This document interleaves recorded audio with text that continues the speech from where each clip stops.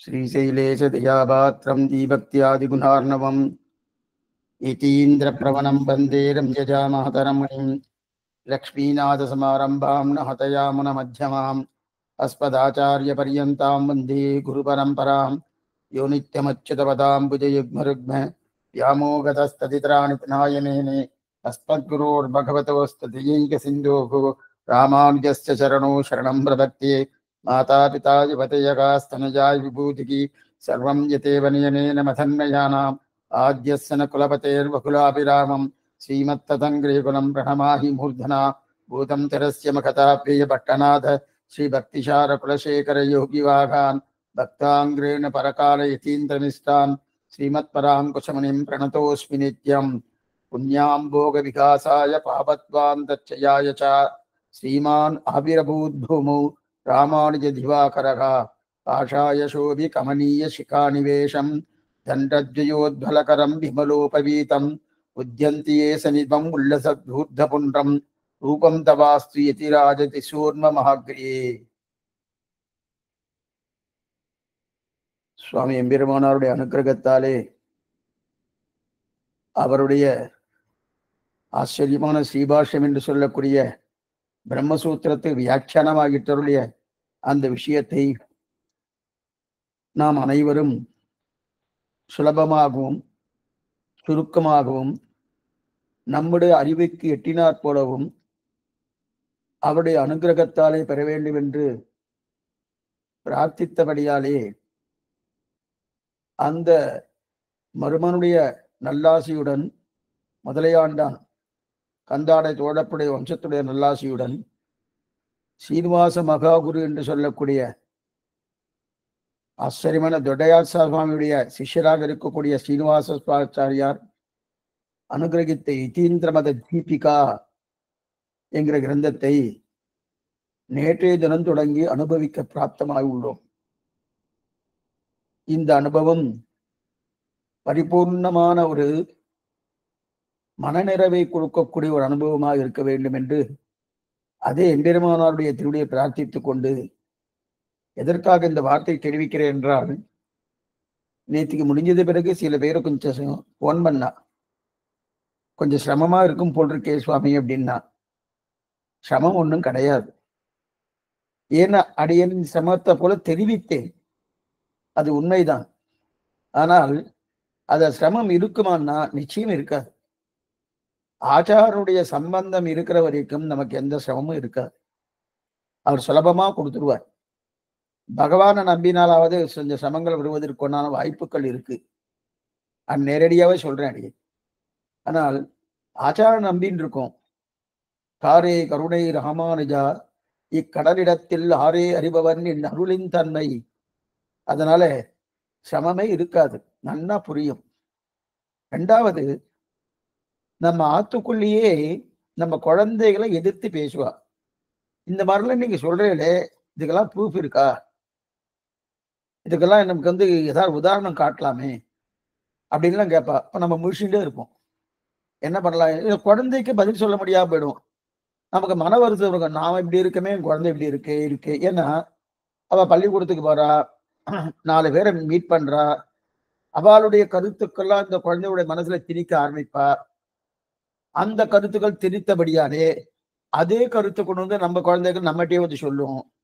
அவளுக்கெல்லாம் சமாதானம் சொல்லணும்னா முதல்ல நாம தெரிஞ்சு வச்சுட்டா தானே. நமக்கே தெரியாது சுவாமி, அவ சொல்லியிருக்கா அப்படின்னா, இதுக்கு தெலுங்குல ஒரு வார்த்தை சொல்லுவா, குட்டி பாட்டம்னுவா. குட்டி பாட்டம்னா குதிரைக்கு குர்ரம்னு பேரு. தெலுங்குல குதிரைக்கு குர்ரம்னு பேரு. இப்ப யானைக்கு ஏனிகன்னு பேரு தெலுங்குல. ஒருத்தர் சொன்னார், எப்ப குதிரைக்கு குர்ரமோ யானைக்கு எறம் அப்படின்னார். அதுக்குதான் குட்டி பாட்டம்னு பேரு. அந்த மாதிரி நம்ம கத்துட்டு இருக்கிறதுல பிரயோஜனம் இல்லை. சாஸ்திரத்தை நல்ல கரத்தலமா கத்துக்கணும்னா அதுக்குண்டான யோக்கியத்தை வேண்டாமா சுவாமி? இதெல்லாம் ஒன்றும் சிரமமே இல்லை. அந்த சாஸ்திரத்தையே பிடிஞ்சு நம்முடைய பூர்வாச்சாரியம் அப்படியே கொடுத்துருக்கா, படரசத்தை போல கொடுத்துருக்கா. அதுல நமக்கு ஸ்ரத்தை இருந்து தெரிஞ்சுக்கணும்ன்ற ஆவல் மட்டும்தான் தேவை. ருச்சி இருந்தா போதும். பகவான் நம்ம கட்டாட்சிப்பதுக்கு எதிர்பார்ப்பது என்னன்னா உபாயத்தை இல்ல, ருச்சியை தான் எதிர்பார்க்கறான். அந்த ருச்சி மட்டும் இருந்துட்டா போறோம். நன்னா இது நன்னா தெரிஞ்சுக்கலாம். எந்த சிரமமும் கிடையாது. நம்ம ஆத்துக்குள்ளேயே நிறைய நாஸ்திகவாதங்கள் வீழ்விழாம் அப்படின்னு ஆத்துல இருக்கிறவர் குறை சொல்லணுன்றதுக்காக சொல்லல. இது ஏன் அடியோட ஆத்திரையும் இருக்கலாமே, ஏன் கூடாது? ஏன்னா இந்த இந்த லோகமோ பின்ன ருச்சிக்கு நிறைய பின்னப்பட்டுதான் இருக்கு. நிறைய வார்த்தைகள் எங்கெங்கோ என்னன்னோ. அதுல இன்னைக்கு செய்தித்தாள் எடுத்தோம்னோ, அதுவும் தொலைக்காட்சி வந்துருச்சுனாலே எத்தனையோ இது எத்தனையோ வந்துட்டு இருக்கு. அதுல சிலது நமக்கு அனுகூலமா இருக்கும், சிலது பிரதிகூலமா இருக்கும். அது அவரவர்களுடைய நிலைக்கு தகுந்தா போல பிரதிகூலத்தையும் அனுகூலமா எடுக்க வேண்டிய ஒரு நிர்பந்தமும் வந்துடும் அவளுக்கு. அதை கொண்டு வந்து அப்படியே நம்மகிட்ட அப்ளை பண்ணுவா. இப்ப அவளுக்கெல்லாம் சமாதானம் சொல்லணுமோனோ, சுவாமி நீங்க என்னவோ சொல்லிட்டு இருக்கேள், அவன் மூட நம்பிக்கையில சொல்லிட்டு இருக்கேள், கடைசியில இந்த ஒரு முத்திரையை குத்துவா. இது மூட நம்பிக்கை கிடையாது. மூட நம்பிக்கை இப்ப நான் சொன்னேன், குதிரைக்கு குர்ரம் யானைக்கு ஏறம், அதுதான் மூட நம்பிக்கை. மூட நம்பிக்கை இல்லை, இது சாஸ்திர சம்மதம். இது முன்னோர்களால காட்டப்பட்ட வழி. அது மட்டும் இல்ல, இன்னைக்கு எத்தனை அறிவியல்காரர்கள் வந்தாலும், அதாவது இதற்கு முன்னாடி சொல்லப்பட்ட அந்த சாஸ்திரம், வேதவியல் சாஸ்திரமாகட்டும், அதே போல ஜோதிஷ சாஸ்திரமாகும், அதிலிருந்து ஏதாவது மாறுபட்ட கருத்து அறிவியல் சொல்றான்னா சொல்லவே முடியாது. எதுவுமே சொல்ல முடியாது. இன்னும் கேட்டா அவன் நிறைய செலவழிச்சு ஏதோ ஒண்ணு கண்டுபிடிக்கிறா. இங்க இவாலாம் என்ன பண்றதுமா, ஒண்ணுமில்லா ஒரு குடிசை முணுக்கு முணுக்குன்னு விளக்க எரிஞ்சுட்டு இருக்கும். அந்த விளக்கு எரிகிற முணுக்கு எரிஞ்சிட்டு இருக்க அந்த சூத்திரத்தை பார்த்து இந்தந்த கோள்கள் இந்தந்த நிலைக்கு வருது, இன்னைக்கு ககரணம் சொல்லிட்டு இருக்கான்னா எத்தனை ஞானமபாலுக்கு இருந்து இருக்கணும். அதனால நம்ம அதை வைத்துக் கொண்டு இது மூட நம்பிக்கை கிடையாது. அவ சொல்ற வார்த்தையெல்லாம் சத்தியமான வார்த்தை. அந்த சத்தியமான வார்த்தையை நமக்கு நன்னா ஸ்பட்டம் போட்டு காமிக்கணுமோனோ, அது காமிக்கணும்னா ரொம்ப பெரிய கிரந்தமா இருக்கு ஸ்ரீபாஷ்யம். ரொம்ப சிரமமா இருக்கு. அது மட்டும் இல்ல, புரிந்து கொள்வது கொஞ்சம் சிரமம். ஏன் சுவாமி அவர் சூழலித்தமா எழுதியிருக்கப்படாதன்னா, எம்பெருமானார் எழுதின காலம் வேறு, யதீந்திர மத தீபிகா சீனிவாசாச்சாரிய சுவாமி எழுதின காலம் வேறு. எம்பெருமானார் எழுதின காலம் என்பது 1000 வருஷத்துக்கு முன்னாடி, இவர் எழுதின காலம் என்பது 400 வருஷத்துக்கு முன்னாடி. ஆனால் என்ன வித்தியாசம்னா, எம்பெருமானார் எழுதப்பட்ட காலத்திலே நிறைய புறச்சமைகள் நிறைய பேர் இருந்தார். அந்த புறச்சமைகள் இருந்தது மட்டும் இல்ல, உபய வேதாந்தத்தை அவ ஒப்புக்கொள்ளவே இல்லை. அண்ணா புரிஞ்சுக்கோ, உபய வேதாந்தம்னா திராவிட வேதாந்தத்தை ஒப்புக்கொள்ளவே இல்லை. இன்னைக்கு அநேகமா இன்னைக்கு நிறைய ஸ்ரீ வைஷ்ணவர் அல்லாதவர்கள் ஒரு புகார் ஒண்ணு உண்டு. திருவாய்மொழி மற்ற ஏனைய கிரந்தங்கள்லாம் தமிழ்ல இருக்கு, வியாக்கியானத்துல வந்து இவளுக்கு தெரிஞ்ச பாஷையில ரொம்ப ஒரு முக்கியமான பாஷை மணிப்பிரபாலத்தை எழுதி வச்சுட்டு இருக்கா. இவாளுக்கு தான் தெரியும் போட்டுக்குன்னு எழுதிண்டா அப்படின்னு ஒரு பெரிய புகாரே பண்றா. அவளுக்கு ஞானமே இல்லாம அந்த வார்த்தையை பேசுறா. அவ ஏன் அந்த மாதிரி எழுதினான்? ஏன் மணிப்பிரபால திருப்பல்லாண்டு தமிழ், திருவாய்மொழி தமிழ், ஆனா வியாக்கியானம் பார்த்தா மணிப்பிரபாலத்துல இருக்கு. ஏன்னா அன்னைக்கு இந்த இதெல்லாம் ஒத்துக்கவே இல்லை. இப்ப அவ பாஷையில சொல்லணுமோனோ, இப்ப அப்படியே உங்க வீட்டு தமிழ்ல பேசிட்டு இருக்கேன், தமிழ்ல பேசி தெலுங்கு காலட்சேபமா இருந்தா என்ன பண்றது? இப்ப இதே மாதிரி தமிழ்ல பேசினா அவளுக்கு புரியாது. அவ பாஷையில சொல்லணுமோனோ, அவ பாஷை சம்ஸ்கிருத பாஷை. அந்த சம்ஸ்கிருத பாஷையில சொன்னதான் அவளுக்கு புரியுமே தவிர, அவளை புரிய வைக்கிற நிர்பந்தத்துக்காக அன்னைக்கு அந்த மாதிரி பண்ணப்பட்டதே தவிர, இவாளுக்கு ஏதோ சாதுரியம் இருக்கு, ஞானம் அதீதமான ஞானம் இருக்குன்றதுக்காக எதில் இதெல்லாம் அது எதுக்கு சொல்ல வந்தேன்னு. அதே போல அன்னைக்கு எம்பெருமானார் பண்ணினாருன்னா, அன்னைக்கு நிறைய புறச்சமைகள் அவளுக்காக பிரம்மசூத்திரத்துக்குண்டான வியாக்கியானத்தை பண்ண வேண்டிய நிர்பந்தம். பாராசரிய வசஸ்யுதாம் உபனிஷத் துக்தாதி மத்யோத்ருதாம் சம்சாராக்னி விபீதன விபகத பிராராப்த சஞ்சீவினிம் பூர்வாச்சாரி சுரக்ஷிதாம் பகுபதி வியாகாத தூரஸ்திதாம் ஹானீதாம் து நிஜாட்சரைகி சுமனசகா பௌமா பிபத்வந்தகம். சுவாமி என்ன தெரிவிக்கிறார்? இந்த ஸ்ரீபாஷ்யத்தை யார் பருகுனன்ற நடுநிலையாளர்கள் பருகலான்னு சொன்னார். நல்லா பாத்துங்கோ, நடுநிலையாளர்களா இருக்கக்கூடியவர்கள் இதை பருகலாம். அப்படின்னா அவருக்கு ரொம்ப காமனா எழுதியிருக்கார். வைஷ்ணவ சம்பிரதாயத்தை முன்னிட்டு கொண்டு எழுதல, ஆழ்வாராஜர்களை முன்னிட்டு கொண்டு எழுதல. ஆனால் ஆழ்வாராஜர் ஸ்ரீசுக்தி கொண்டுதான் எழுதியிருக்கார். ஆனா அந்த கிரந்தத்துல ஆழ்வாராச்சாரியர்கள் முன்னிட்டு கொண்டு எழுதியிருக்கேங்கிற ஒரு சைலி அதுல தெரியுமானா தெரியாது. ஆனா திருலோகாச்சார் தெரிவிக்கிறார், இது கொண்டு சூத்திரங்கள் ஒருங்க ஸ்ரீ பாஷ்யக்காரன் தெரிவிக்கிறார் ஸ்ரீபத்தின் பூஷணத்திலே. ஆனா எம்பெருமானார் ஸ்ரீ சுவாமி நம்மாழ்வார் ஸ்ரீசுக்தி இல்லைன்னா அவரும் பண்ணியிருக்க முடியாது. ஆனா அந்த கால திட்டம் வந்தது வேறு. அந்த திட்டத்துல அவளுக்கு தகுந்தா போல பண்ண வேண்டிய ஒரு நிர்பந்தம் இல்லைன்னா அன்னைக்கு திராவிட பாஷையை அவ ஒத்துக்கலையே, திராவிட ஸ்ரீசுக்தியிலே அவ ஒத்துக்கொள்ளவே இல்லையே. ஒத்துக்கொள்ளா ஒரு நிலை இருந்தபடியாலே அன்னைக்கு அந்த மாதிரி ஒரு பண்ண வேண்டிய நிர்பந்தம் வந்துடுத்து. அந்த சிரமங்கள்லாம் இன்னைக்கு இருக்கக்கூடிய, இன்னைக்கு என்னென்ன 400 வருஷத்துல இந்த ஸ்ரீனிவாசாச்சார் சுவாமிக்கு இந்த நிர்பந்தமே கிடையாது. உபயவேதாந்தம் ஒத்துக்கொள்ளப்பட்டது. ஆச்சரியமா எல்லா சன்னதியிலுமே நல்ல உபயவேதாந்தம் ஓதப்படுகிறது. இன்னைக்கும் சில திவ்ய தேசங்கள இது வேண்டான்னு என்ன கோர்ட்ல கேஸ் போட்டே தள்ளி இருக்கா. அப்படி பேரை சொல்ல விரும்பல. இன்னைக்கு இருக்கு. ஆனா அன்னைக்கு இருந்த சிரமங்கள் இன்னைக்கு அவ்வளவு இல்லை. சில சன்னதியில ஓதப்படுவது 4000 தீபி பிறந்து உள்ள வரப்படாது, வெளியில வேணா சேவிச்சுங்கோ அப்படின்னு சில சன்னதிகள் இருக்கு பாரத தேசத்திலேயே. எதுக்கு சொல்ல வந்தேன்னா அந்த மாதிரி சிரமங்கள் அன்றைய காலத்துல காலத்திட்டத்துல இருந்தது. அதுவும் அன்னைக்கு ரொம்ப தூபமான காலம்.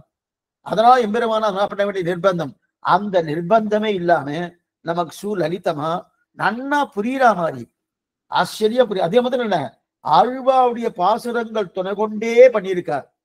ஆனா அங்க எம்பெருமானா ஸ்ரீபாஷ்யத்துல ஆழ்வாவுடைய பாசுரங்கள் மேற்கோளா ஒரு இடத்துல எடுத்திருக்காருன்னா கிடையவே கிடையாது, ஒரு இடமும் கிடையாது. ஆனா இது பெரிய மன உளைச்சலோட எழுதியிருப்பார் சுவாமி. இங்க சுவாமி சொல்லுவார், எவ்வளவு வருத்தப்பட்டு எழுதியிருப்பார். ஆழ்வார் ஸ்ரீசக்தி கோட் பண்ண முடியலையே. இப்ப காலக்ஷேபம்னாலே ஆழ்வார் ஸ்ரீசக்தி சொல்லாம, இத்தனைக்கும் அனத்தியனக்காரன்னு பேரு.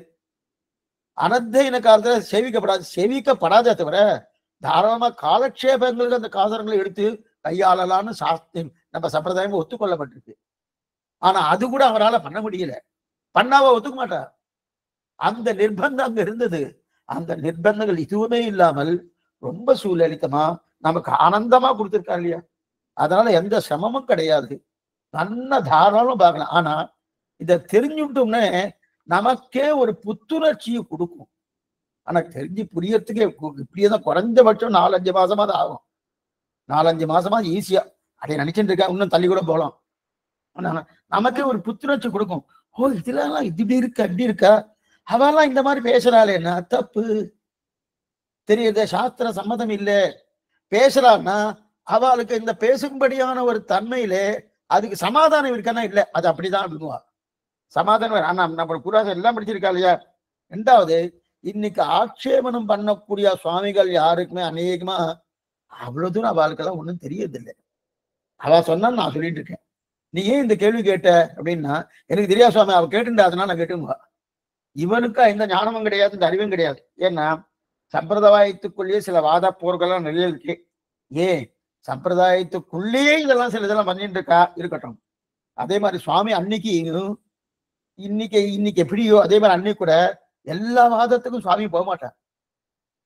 ஏன் போக மாட்டார்னா சில வாதங்களை சுவாமி அவர் மௌனமா இருந்தாலும் அந்த வாதம் பூர்த்தி ஆயிடும். இப்ப நமக்கே இங்க சில வாதங்கள் வந்து ஆத்துக்குள்ளேயே வரலாம், பக்கத்து வீட்டுக்காரால வரலாம், அந்த வீட்டுக்காரர வரலாம், எந்த வீட்டுக்காரல வரலாம், இல்ல யாரோ பந்துக்களால வரலாம், நண்பர்களால வரலாம், தெரிஞ்சவளால வரலாம், வாசல்ல போறவளால வரலாம், ஏதோ ஒண்ணு வரலாம் இல்லையா. அவளுக்கெல்லாம் சமாதானம் சொல்லணும், அதுக்காக இதை தெரிஞ்சுக்கலாம். ஆனா இந்த சமாதானம் தெரிஞ்சுட்டு இருக்கிறதுனா எல்லாருக்கும் பதில் சொல்ல வேண்டிய அவசியம் இல்லை. முதல்ல நாம தெரிஞ்சுக்கணும். நாம தெரிஞ்சுட்டோம் வச்சுக்க, அவ கேள்வி கேட்டதுக்கு அவளை சமாதானம் சொல்லி அவளை திருத்த முடியல வேண்டாம் சுவாமி அப்படின்னு வச்சிருக்கா, நமக்கு சமாதானம் கிடைச்சிருக்கணும். அவ சொல்றது தப்புன்னு அப்படி இல்லாம போயிடுத்துன்னு வச்சுக்க, ஒருவேளை அவ சொன்னது நிஜமா இருக்குமோ அப்படின்ற எண்ணம் நமக்குள்ள ஓடுமோனோ, அது கூடாது. சுவாமி அன்னைக்கு சில வாதி பிரதிவாதங்களை என்ன பண்ணுவாருன்னா எல்லாத்துக்கும் போக மாட்டார். சிலதெல்லாம் என்ன பண்ணுவாருன்னா சுவாமி அவளை பார்த்த உடனே தன்னோட திருதண்டத்தை காமிப்பார். திருதண்டத்தை காமிச்ச உடனே யாரும் முடிடுவார். என்னைக்குமே நம்ம கிட்ட நிறைய சரக்கு இருக்கு, நிறைய விஷயங்கள் இருக்குன்னா கேள்வி கேட்கறவா கேட்க மாட்டா. ஓ சுவாமி அவர்கிட்ட வேண்டாம் சுவாமி, நல்லா தெரிஞ்சவர் அவரு, நாம இதான் மாட்டிப்போம். ஏதாவது கேள்வி கேட்டா விட நம்ம சமாதானம் சொல்லிட்டோம்னா திரும்ப எதையும் பேச மாட்டா. அவ பேசினதுக்கு இருந்துன்னு வச்சுக்கே சமம் வரும். அந்த சமங்கள் ஒழிக்கிறது தீர்ந்த மத தீபிகா. ஏன்னா நமக்கு இது இருந்தா தான் சம்பிரதாயத்தை ஸ்திரமா நிக்க முடியும். அப்படி அப்படி மாற தட்டி நீ நிக்கலாம்னா இது இருக்கணும். இது இருந்தா தான் நிக்கணும். அப்படிப்பட்ட ஆச்சரியமான கிரந்தம். அது மட்டும் இல்ல, நமக்கு தெரியலன்னா என்ன பண்ணுவா தெரியுமா? நம்ம மேலே ஏறி உட்காந்துருவா. நம்ம மேலே அதெல்லாம் நீங்க எல்லாம் அவ்வளவுதான் நீங்க அப்படின்னு சொல்லிட்டு நம்ம மேலே ஏறி உட்காந்துருவா இல்லையா, பேச ஆரம்பிச்சிருவா இல்லையா. அப்ப நம்ம நிறைய தெரிஞ்சுக்கணும். தெரிஞ்சுட்டு அதை பற்றி நடக்கிறமோ நடக்கலையோ அது வேற விஷயம். நடக்கணும், அனுஷ்டானத்துல கொண்டு வரணும். அனுஷ்டானத்தை கொண்டு வரதை காட்டிலும் இதுல பிரதானம் எதுன்னா நம்ம தெரிஞ்சுக்கிறது. அனுஷ்டானம் வேண்டாம்னு சொல்றேன், அனுஷ்டானம் அவசியம் வேணும். ஆனா அனுஷ்டானம் வேணுன்றதுக்காக இல்லையா சுவாமி என்னால அனுஷ்டானம் பண்ண முடியல, அதனால தெரிஞ்சு கொள்ளாம இருக்கேன்ற ஒரு நிலைக்கு வரப்படாதுன்னு. அனுஷ்டானம் பண்ணலைன்னாலும் தெரிஞ்சுட்டு வச்சுக்கே, யாராவது அனுஷ்டானம் பண்ண வருவாளணும், இல்ல அவ தெரிஞ்சுக்காம இருக்காளணும், அவளுக்கு சொல்லாமணும் இந்த மாதிரி சம்பிரதாயம் நான் ஓரளவுக்கு தான் கடைபிடிச்சிட்டு இருக்கேன், நீ உனக்கு இன்னும் நிறைய டைம் இருக்கே, உனக்கு நல்லா சம்பிரதாயம் தெரியுமே, இன்னும் நல்லா கடைபிடிக்கலாமா எடுத்து சொல்லலாமணும். அதுக்குதான் இந்த கிரந்தங்கள் வந்திருக்கு. இது இந்த கிரந்தத்துடைய விஷயத்துக்கு போகும். ஆச்சரியமான கிரந்தம். அப்பப்ப என்னென்ன விஷயம்னு சொல்லிடுறேன். ஸ்ரீமன் நாராயண ஏவ சிதத் விசிஷ்டாத்வைத தத்துவம். இந்த தத்துவமே 3 தத்துவங்களோடு கூடியது நம்ம சம்பிரதாயம். சித்தாந்தமே 3 தத்துவம். விசிஷ்ட அத்வைத்தம். விசிஷ்ட அத்வைத்தம். விசிஷ்டாத்வைத்தம்னா நாராயணம் தான் தத்துவம். அந்த நாராயண தத்துவம் நாராயண விசிஷ்ட தத்துவம். நாராயண விசிஷ்ட தத்துவம். விசிஷ்டன்ன நம்மதும் அத்வைத்தம் தான், சங்கராச்சாரியம் அத்வைத்தம் தான். நம்முடைய அத்வைத்தம் விசிஷ்ட அத்வைத்தம். அவரது வெறும் அத்வைத்தம். அவரது பிரம்மத்துக்கு 2வது இல்லை அவருடைய அத்வைத்தம். நாம பிரம்மத்துக்கு 2வது இல்லைன்னு தான் சொல்றோம். நதஸ்ய அபியதிகஸ்ய திருஷ்யதே. பிரம்மத்துக்கு சமமானமோ மேம்பட்டமோ கிடையாது, பிரம்மத்துக்கு 2வது இல்லைன்னு சொல்றோம். எப்படிப்பட்ட பிரம்மத்துக்கு? கூடின பிரம்மத்துக்கு 2வது இல்லை. அதான் விசிஷ்ட. விசிஷ்ட என்கிற சப்தத்துக்கு கூடினன்னு பேரு. கூடினன்னு வந்துருத்தனாலே சித்தன்ன அச்சித்தன்ன இது 2ம் கூடியிருக்கக்கூடிய பிரம்மத்துக்கு 2வது இல்லை. அவா சொல்வது பிரம்மத்துக்கே 2வது இல்லை. பிரம்மத்துக்கே 2வது இல்லைன்னா பிரம்மத்தை போல 2வது இல்லை சொல்ல, பிரம்மத்துக்கே 2வது இல்லை, பிரம்மத்தை போல 2வது இல்லை. இது இருக்கு இல்லையா? அப்ப சம்பிரதாயமே கூடிய சம்பிரதாயம் நம்முடைய சம்பிரதாயமே. அததான் குழாங்களாய் அடியருடன் கூடி நின்று ஆடுகிறே அப்படின்னு தெரிவிக்கிறா இல்லையா? அடியார்கள் குழாங்களையே உடன் கூடுவது என்று கொழு ஆழ்வார் வாசனம் இருக்கு இல்லையா? அப்பனா என்ன அர்த்தம்னா கூடி இருக்கணும். ஆண்டாளை தெரிவிக்கிறாளே கூடி இருந்து குளிர்ந்து அப்படின்னு தெரிவிக்கிறா இல்லையா? அப்படி கூடி இருக்கக்கூடிய ஒரு அப்ப பகவான் எப்போதும் கூடிதான் இருப்பான். என்னென்ன கூடி இருக்கிறது? சித்தென்ன அச்சித்தன்ன ஈஸ்வரன் என்ன 3 தத்துவங்கள். இதுல சித்தத்துவம் என்பது ஞானம் இருக்கக்கூடிய தத்துவம். அச்சித் தத்துவம் என்பது ஜட தத்துவம், ஜடம். அந்த ஞானம் இருக்கக்கூடிய தத்துவத்துக்கு தான் அஜட தத்துவம்னு பேரு. ஜடம்னா ஞான சூன்யம், அஜடம்னா ஞானம் இருக்கிறது, அஜட தத்துவம். இது அச்சித் என்பது ஞானசூன்யமான தத்துவம். இது இது என்ன சொன்ன? ஜட தத்துவம். அச்சித் தத்துவம் ஜட தத்துவம். இந்த சப்தங்கள்லாம் கொஞ்சம் நீங்க அப்படியே குறிச்சு வச்சுக்கணும். புஸ்தகம் கையில இருந்துச்சு வச்சுங்க, உங்களுக்கு உங்க குரூப்ல ஒரு அட்டவணை ஒண்ணு வரும்.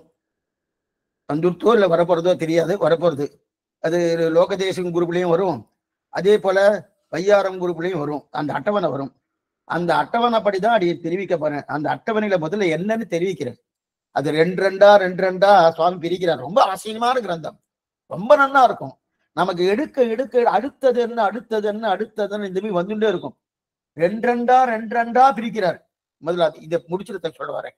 இப்ப ஜட தத்துவம் ஒண்ணு, அஜட தத்துவம் ஒண்ணு. அஜட தத்துவம் தான் சித்தத்துவம், அச்சித் தத்துவம் ஜட தத்துவம், ஈஸ்வர தத்துவம். இந்த ஈஸ்வர இந்த 2ஐயும் கூடி இருப்பவர் ஈஸ்வர தத்துவம். இப்ப இந்த ஈஸ்வர தத்துவம் இல்லையா? இந்த ஈஸ்வர தத்துவம் இந்த 2 தத்துவம் விட்டு பிரியவே மாட்டார், எப்பொழுதும் பிரியவே மாட்டார். இப்ப இதுக்கு ஒரு எக்ஸாம்பிள் சொல்றேன், நிதானமா போறேன், ஒன்னும் சிரமமே இல்லை. நமக்கு புரிய காலக்ஷேபத்தை முடிக்கிறது பிரதானம் அல்ல, காலக்ஷேபத்தை புரிஞ்சு கொண்டு அதை நன்னா நம்ம அனுஷ்டானத்தை கொண்டு வருவது, கொண்டு வரணுமோ இல்லையோ அது வேற இருக்கணும். ஆனா நமக்கு அந்த அனுஷ்டானத்தை கொண்டு வரணும்ன்ற ஒரு எண்ணம் வந்துட்டாலே போருமே, பகவான் அதை தலை கட்டி கொடுத்துருவார். இதுக்கு சொல்ல வந்தேன்னா அந்த நிலை வருது போனோம். இப்ப விட்டு பிரியாத தன்மை, சித்தையும் அச்சித்தையும் விட்டு பிரியாத தன்மை தான் எது? பகவத் தத்துவம், ஈஸ்வர தத்துவம். சரி, இது எது போல? புஷ்பம் இருக்குதா, புஷ்பத்தை விட்டு மனம் விட்டு பிரியாது. புஷ்பத்தை விட்டு மனம் விட்டு பிரியுமா? பிரியாது. ரத்னத்தை விட்டு ஒளி பிரியுமா? ஒளி பிரியாது. அதே போல பிரம்மத்தை விட்டு சித்தும் அச்சித்தும் பிரியாது. சித்தும் அச்சித்தும் பிரியாது. புஷ்பத்தை விட்டு எப்படி மனம் பிரியாதோ, ஒளியை விட்டு எப்படி ரத்னம் பிரியாதோ, அதே போல சித்தும் அச்சித்தையை விட்டு பிரம்மம் பிரியாது. மோட்சம் அடைவதற்கு ஸ்ரீமன்னாராயணனின் உபாயம். மோட்சம் போக பக்தியோ அல்லது பிரபக்தியோ பண்ணலாம். பக்தியாலும் அல்லது பெருமாளை ஆனந்தப்படலாம். பிரபக்தியாலும் அவரே உபாயம் என்று பற்றலாம். ஆக தத்துவம் எது? ஸ்ரீமன் நாராயணன் தத்துவம். அப்ப உபாயமும் ஸ்ரீமன் நாராயணனே, தத்துவமும் ஸ்ரீமன் நாராயணனே. தத்துவம்னா என்ன சொன்னேன்? விசிஷ்ட தத்துவம். விசிஷ்ட தத்துவம் சேத்தனம் என்ன, அச்சேதனம் என்ன, இதோடு சேர்ந்து அது என் மறுபடியும் திருப்பி திருப்பி சொல்லியிருக்கேன். நீங்க புஸ்தகத்தை வச்சுட்டு எழுதிட்டே வந்துட்டேதான் நன்னா புரியும். அதுவும் கிரந்தம் வந்து கிரந்தம் கிடைக்கிறது ஸ்ரீரங்கத்துல ஸ்ரீ வைஷ்ணவ ஸ்ரீ புத்தக சாலையில இது நன்னா கிடைக்கிறது ஒன்றும் கஷ்டமே இல்லை. யதீந்திரபத தீபிகான்னு இருக்கிற அந்த கிரந்தம் நன்னா கிடைக்கிறது. கிரந்தம் வச்சுதான் இன்னும் ஆனந்தம், இன்னும் நன்னா புரியும். இல்லையா பக்கத்துல வேணாவா பென்சிலை வச்சுட்டு என்னென்ன சொல்றேன் அப்படியே நோட்ஸ் குறிப்பா ஷார்ட் அண்ட் எழுதுறவங்க எழுதி வச்சுட்டு அப்புறம் முடிஞ்சதுக்கு அப்புறம் அதை நன்னா நீங்களே விவரிச்சு எழுதிக்கிறோம். இது சொல்றேன்னா அப்ப சேத்தனம் என்ன, அச்சேதனம் என்ன, இது ரெண்டும் சேர்ந்த விசிஷ்ட தத்துவம். இப்ப புரியறதுக்காக சொல்றேன். என்ன புரியறதுக்காக என்ன சொல்றேன்னா, இப்ப இது ஒரு ஸ்கேல் இருக்கு. இது புஸ்தகத்துக்கு மேல வச்சுக்கதான் இந்த ஸ்கேலு. இந்த ஸ்கேலை நான் கையில பிடிச்சுட்டு இருக்கேன் இல்லையா? இப்ப இதுக்கு ஆதாரமா நான் இருந்துட்டு இருக்கணும். இந்த ஸ்கேலை என்னை விட்டு பிரியல. ஸ்கேலு என்னோட இருக்கு, என்னை விட்டு பிரியல. இப்ப கீழே வச்சுட்டேன், என்னை விட்டு பிரிஞ்சுடுத்து. இந்த மாதிரி சித்தத்துவம் அச்சித்தத்துவம் கிடையாது. விட்டு பிரியாது, விட்டு பிரியவே பிரியாது. என்ன சுவாமி பிரியவே பிரியாது? ஸ்கேல் இப்ப பிரிஞ்சுட்ட சுவாமி, அந்த மாதிரி இல்லை. இதுக்கு இன்னொரு எக்ஸாம்பிள் சொல்றேன், விட்டு பிரியாத ஒரு எக்ஸாம்பிள் சொல்றேன். இப்ப ஒரு பெண்மணி கல்யாணத்துக்காக நகநட்டெல்லாம் போட்டுன்னு போயிருக்கா, ஒண்டியானெல்லாம் போட்டுன்னு போயிருக்கா, நல்லா நெக்லஸ் எல்லாம் போட்டுன்னு போயிருக்கா. அதான் அந்த போயிட்டு திருப்பி ஆத்துக்கு வந்துட்டா. ஆத்துக்கு வந்தோடனே கைட்டின உடனே நகநட்டோடு இருக்கக்கூடிய பெண்மணி அப்படின்னு நாங்க பார்த்தோம். ஆத்துக்கு வந்தோடனே நகநட்ட கழட்டின பெண்மணி பார்த்துட்டோம். இப்ப ரெண்டு விட்டு பிரியறதுனும் அந்த மாதிரி கிடையாது. அப்ப விட்டு பிரியாதுக்கு இந்த பெண்மணியோட எதுன்னா, இந்த பெண்மணிக்கு இருக்கக்கூடிய பெண்ணின் தன்மை இருக்கு இல்லையா, பெண் இந்த ஸ்ரீத்துவம் என்பது பெண்ணை விட்டு பிரியுமா? பிரியவே பிரியாது. நல்லா பாத்துங்க, ஸ்ரீத்துவம் என்பது பெண்ணை விட்டு பிரியுமான? பிரியவே பிரியாது. பெண்ணான தன்மை என்பது பெண்ணை விட்டு பிரியுமா? பிரியவே பிரியாது. இப்ப புஷ்பம் இருக்கு, புஷ்பத்திலிருந்து மனத்தை கூட பிரிக்கலாம்.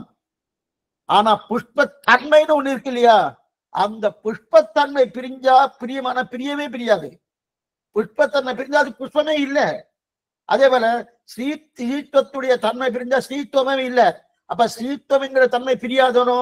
அதே போல அச்சித்தும் அச்சித்தும் ஸ்ரீத்துவத்தை போல பகவானுக்கு விட்டு பிரியாத தன்மை. என்னைக்கு விட்டு பிரியாது. இப்பவும் பகவானை விட்டு பிரியாம சித்தும் அச்சித்தும் இருந்துருக்கு. எப்பவும் விட்டு பிரியாம இருக்காது. அப்பனா இப்ப ஒரு மேஜை இருக்கு, அந்த மேஜைக்கு பாலிஷ் எல்லாம் போடுறா, ஏதோ போடுறா, ஏதோ கலர் எல்லாம் போடுறா, இந்த என்ன வர்ண கலாபம்லாம் என்னமோ பண்ணிட்டு இருக்கா, அதெல்லாம் பிரிட்டு பிரியுமான தாராளமா பிரிக்கலாம்.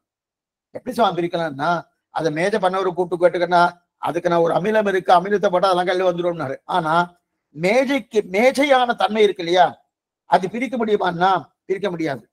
இப்போ இது போல புஷ்பத்துக்கு புஷ்பத்துவம் என்கிற தன்மை இருக்கு இல்லையா, அதை பிரிக்க முடியாது. அதே போல பிரம்மத்தினிடத்துல பிரம்மத்துவம் இருக்கு இல்லையா, அந்த பிரம்மத்தை போல ஒட்டி கொண்டு இருக்கு சித்தும் அச்சித்தும். பிரம்மத்துக்கு பிரம்மத்துவம் பிரிக்க முடியுமா? பிரம்மத்துக்கு பிரம்மத்துவம் பிரிக்க முடியுமா? பிரிக்கவே முடியாது. அந்த பிரம்மத்துவத்தை போல சித்தும் அச்சித்தும் ஒட்டி கொண்டு இருக்கு. எதோட? பிரம்மத்தோட ஒட்டின்னு இருக்கு. அது பிரிக்கவே முடியாது. அதனால்தான் அபிருதக் சித்த விசேஷனம்னு பேரு. பிரித்தக் சித்தினா பிரிக்க முடியாது. அபிருதக் சித்த விசேஷம்னா எப்பவும் கூடியிருக்கும் அவரோடு எப்பவே கூடியிருக்கும் பிரியும் ஸ்திதியே கிடையாது. பிரியக்கூடிய ஸ்திதியே கிடையாது. அப்படின்னா அவரை அந்தராத்மா கொண்டால்தான் வஸ்துத்துவமே இருக்கும். அப்படியே இருக்கேன், பகவான் அந்தராத்மாவா இருக்கிறபடியா இருக்கேன். நீங்க எல்லாம் கேட்டு இருக்கேன், பகவான் அந்தராத்மா இருக்கிறபடியா கேட்டு இருக்கேன். ஒண்ணு வேண்டாம், இந்த வஸ்து உங்களுக்கு எல்லாம் காமிக்கிறதுனோ, எந்த வஸ்து உங்களுக்கு கொண்டு வந்து சேர்க்கிறதோ அந்த வஸ்துக்குள்ளேயும், அது அச்சித் வஸ்து, அந்த வஸ்துக்குள்ளேயும் பகவான் அந்தராத்மா இருக்கிறபடியால் தான் அந்த வஸ்து உங்களுக்கு கொண்டு வந்து சேர்க்கிறது. அப்ப எந்த வஸ்துக்குமே பிரித்தக் ஸ்திதி அது இருக்கணும்னாலே பகவான் அந்தராத்மா இருக்கணும் இல்லையா? அப்படின்னு இல்லையா? அப்பதான் அந்த வஸ்துவே இருக்கும். ஆக பக்தியிலும் பிரபக்தியிலும் என்ன பண்றோம்னா, அவர் கொடுப்பதை வாங்குவதற்கு தயாராக இல்லாமல் இவன் பாவங்கள் தடுக்கிறது. என்ன பண்றோம்? பக்தியும் பிரபக்தியும் ஏன் பண்றோம்? அவர் என்னைக்கும் கொடுத்துட்டு இருக்கார். ஸ்ரீவச்சனம் போட்டு இது நம்ம பார்த்திருக்கோம். என்ன பார்த்திருக்கோம்னா, அவருடைய கட்டாட்சம் என்னைக்கும் உண்டு. இன்னைக்குதான் உண்டு, இன்னைக்கு கிடையாதும் கிடையாது. என்னைக்கும் அவருடைய கட்டாட்சம் என்னைக்கும் உண்டு. இதுல இந்த அத்வேஷம் ஆதிமுக்கியம்ன்றதுல முதல்ல என்னது, முதல்ல அவருடைய நிர்கேதுக கட்டாட்சம் உண்டு இல்லையா? அந்த கட்டாட்சத்தை கொடுக்கறச்சே அதை நம்ம வாங்கிக்கிறோமோனோ, அந்த வாங்குவதற்கு நம்ம தயாராக இல்லாம நம்ம பாவங்கள் தடுக்கிறது, நம்முடைய கர்மாக்கள் தடுக்கிறது. அந்த கர்மாக்களை நம்ம போக்கிட்டோம்னு வச்சுக்க, அவருடைய அனுகிரகம் நமக்கு கிடைச்சிருது. அது எப்படி போக்குறது? பக்தியால போக்கலாம், பிரபக்தியால போகலாம். பிரபக்தியாலும் பக்தியாலும் பாபத்தை தொலைக்கிறோம். தொலைத்த உடனே அவரை கொடுக்கறத வாங்கிக்கிறோம். என்ன வாங்கிக்கிறோம்? மோட்ச ஆனந்தத்தையே வாங்கி கொடுக்குறோம் இல்லையா? வாங்கிக்கிறோம். ஆக வேதாந்த வாக்கியங்கள் எல்லாம் தத்துவம் நாராயணன்ங்கிறது, உபாயம் நாராயணன் தெரிகிறது. எந்தெந்த வேதாந்த வாக்கியங்கள் எடுத்துட்டாலும் எல்லா வாக்கியங்களுமே தத்துவம் நாராயணனே, உபாயமும் நாராயணன் தெரியுது. அப்ப சரி சுவாமி, உபாயம் தத்துவம் நாராயணன் சொல்லுது, அது அனுபவிப்பது எங்க? இந்த லோகத்துல இல்ல. இந்த லோக அனுபவம் ஒரு அசங்குச்சிதமான அனுபவம், ஒரு காலவரைக்குட்பட்ட அனுபவம். இந்த 1.5 மணி நேரம் 2 மணி நேரம் அனுபவிக்க போறோம், அதுக்கப்புறம் அனுபவம் கிடையாது. அப்ப நிச்சயமான அனுபவம் எங்க? அப்ராகிருதமான திவ்ய மண்டலமான ஸ்ரீவைகுண்டத்தில் இருக்கக்கூடிய அனுபவம் தான் நித்தியமான சொல்லிட்டு, அதுதான் பிராப்தியம், அதுதான் புருஷார்த்தம். இதுதான் உயர்ந்த தத்துவம். தெரிஞ்சு கொண்டால் அதை பெறுவது புருஷார்த்தம். எது உயர்ந்த தத்துவம்? நாராயணனே உயர்ந்த தத்துவம். அந்த ஸ்ரீமன் நாராயணனை பெறுவதுதான் புருஷார்த்தம். இதைத்தான் வேதாந்த வாக்கியங்கள்லாம் சொல்லிட்டு, வேதாந்த வாக்கியம் சொல்லிட்டு சொல்லவே யாரா சொல்லியிருக்கா? வியாசர் சொல்லியிருக்கா, போதாயனர் சொல்லியிருக்கா, குகதேவர் சொல்லியிருக்கா, பாரதி சொல்லியிருக்கா, பிரம்மநந்தி சொல்லியிருக்கா, திரவிடாச்சாரியர். இன்னைக்கெல்லாம் திராவிட வேதம் சொல்ற திரவிடாச்சாரியன்னு ஒரு சுவாமி இருக்கார், ரிஷி திரவிடாச்சாரியர் சொல்லியிருக்கார். இவர்கள்லாம் வியாசரோடு சம்பந்தம், வியாச பகவானோடு சம்பந்தம். அந்த வியாச பகவான சொன்னதுதான் இதுதான் தர்மசூத்திர சம்பிரதாயமே இதுதான். நமக்கு ஆழ்வார் ஆச்சாருடைய சம்பிரதாயம் வச்சுருக்கணும். ஆழ்வார் ஆச்சாருடைய சம்பிரதாயம் சொல்லி லக்ஷ்மிநாத சமாரம்பம் நாதயாமன மத்தியமம் இருக்கணும். அதே போல பிரம்மசூத்திரத்துக்கு ஒரு சம்பிரதாயம் இருக்கு, அது வேறு சம்பிரதாயம் இல்ல, அதுதான் விசிஷ்டாத்வைத சம்பிரதாயம். அந்த விசிஷ்டாத்வைத சம்பிரதாயத்தை முதல்ல யாரு? வியாசர் என்ன, பௌதாயனர் என்ன, குகதேவர் என்ன, பாருஷி என்ன, பிரம்மநந்தி என்ன, திரமிடாச்சாரியர் என்ன, இவர்கள்லாம் அந்த வியாசரோடு சம்பந்தப்பட்ட அந்த பிரம்மசூத்திரம் சம்பிரதாயம். பிரம்மசூத்திர ஸ்ரீபாஷ்ய காலக்ஷேபன் அது சிலதெல்லாம் ஞாபகம் வச்சு சொல்லிடுறேன். ஒன்றும் சமப்படு வேலைன்னு அது எனக்கு ஒன்றும் அச்சம் கிடையாது. ஏன்னா எப்படி சொல்லணும்னு வந்தாச்சு. சுவாமி இப்படிதான் பயப்படுத்துற இதுக்கெல்லாம் அதெல்லாம் ஒன்றும் பயப்பட வேண்டாம். எதுக்கு சொல்ல வந்தேன்னா, ஸ்ரீபாஷ்ய காலக்ஷேபன்னாலே அந்த காலத்துல முதல்ல சந்தை சொல்லுவா. ஸ்ரீபாஷ்ய காலக்ஷனா பிரம்மசூத்திரம் சந்தை சொல்லலாம். அதற்கு மேல விஷய வாக்கியங்கள். பிரம்மசூத்திரம் சம்ஸ்கிருத ஞானம் நல்லா இருக்கணும். அது மட்டும் தர்க்க சாஸ்திரம், நியாய சாஸ்திரம், மீமாம்ச சாஸ்திரம் தெரிஞ்சிருக்கணும். அதற்கு மேற்கொண்டு என்ன விஷய வாக்கியங்கள், இந்தந்த அதிகரணத்து இந்தந்த உபநிஷத்து வாக்கியம்னு விஷய வாக்கியங்களா சந்தை சொல்லணும். இந்தந்த அதிகரணத்துக்கு இந்தந்த உபனிஷத் வாக்கியங்கள், அந்த வாக்கியங்கள் சந்தை சொல்லணும். அப்ப விஷய வாக்கியங்கள்லாம் சந்தை சொல்லணும். அதன் பிறகுதான் ஸ்ரீபாஷ்ய காலக்ஷேபமும் சொல்லுவா. இன்னைக்கு எப்படின்னு அடிக்க தெரியாது. அந்த காலத்துல இப்படிதான் பண்ணிட்டு இருந்தா. எங்க சுவாமி சொல்லுவார் எல்லாத்தையும். இதெல்லாம் முதல்ல சந்தை சொல்லணுமா? முதல்ல பிரம்மசூத்திரம் சந்தை சொல்லணும், விஷய வாக்கியங்கள் சந்தை சொல்லணும், ஒவ்வொரு அதிகரணத்துக்கு அந்தந்த அதிகரணத்துக்கு தந்தா போல இருக்கக்கூடிய உபனிஷத் வாக்கியங்கள் அதையெல்லாம் சந்தை சொன்னாதான் மேற்கொண்டு ஸ்ரீபாஷ வாஷம் சொல்லுவாராம். இதுக்கு சொல்ல வந்தேன். இப்ப வியாசர் என்ன, அது போதாயனர் என்ன, குகதேவர் என்ன, பாதுசி என்ன, பிரம்மநந்தி என்ன, திருமடாச்சரணா, இவாளோடு நிறுத்தல. இப்ப இந்த வியாசர், குகதேவன், பிரம்மநந்தி, திரமிடாச்சாரியர் இவரோடு நிறுத்தினார் சுவாமி எம்பெருமானா நிறுத்திட்டார். மேற்கொண்டு நம்முடைய பூர்வாச்சாரியர் எடுக்கணுமோனோ எம்பெருமானார் எடுக்கல.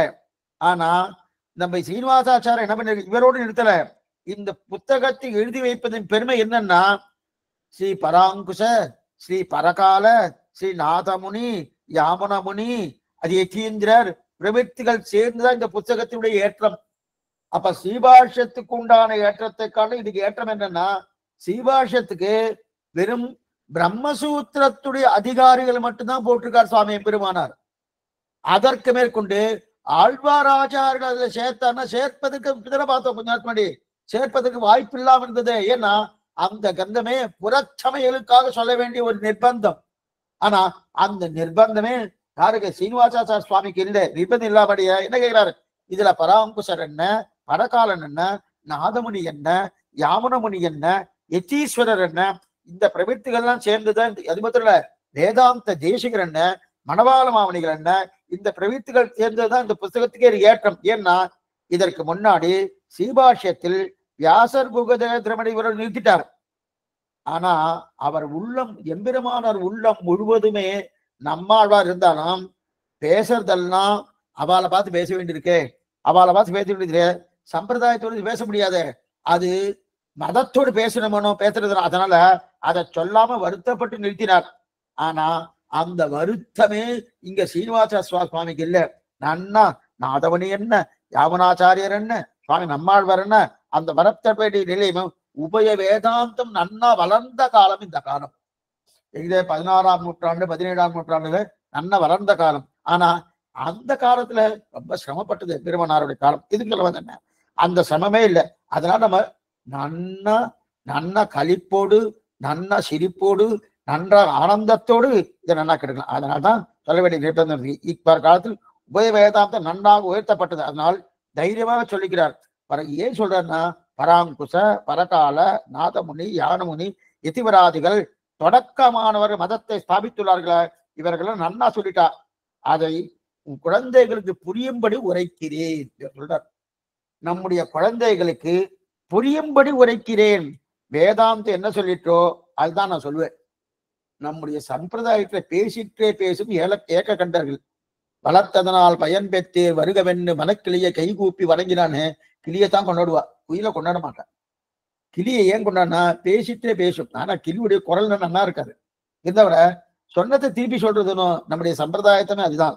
அதனால்தான் இவரெல்லாம் அவர் என்ன சொல்லியிருக்காளோ அதைத்தான் திரும்பினேன். வேதாந்தம் என்ன சொல்லித்தோ அதைத்தான் சொல்வேன். எனக்கு பிடிச்சிருக்குன்றதுக்காக இன்னொன்னு கிடையாது என்றார். எனக்கு இது பிடிச்சிருக்கு சுவாமி, எம்பெருமான் நான் சொல்ல மறந்துருப்பார், நான் பார்த்து இதை சொல்றேன்னா அந்த மாதிரி சொல்லக்கூடிய சம்பிரதாயம் நம்முடைய சம்பிரதாயமே கிடையாது.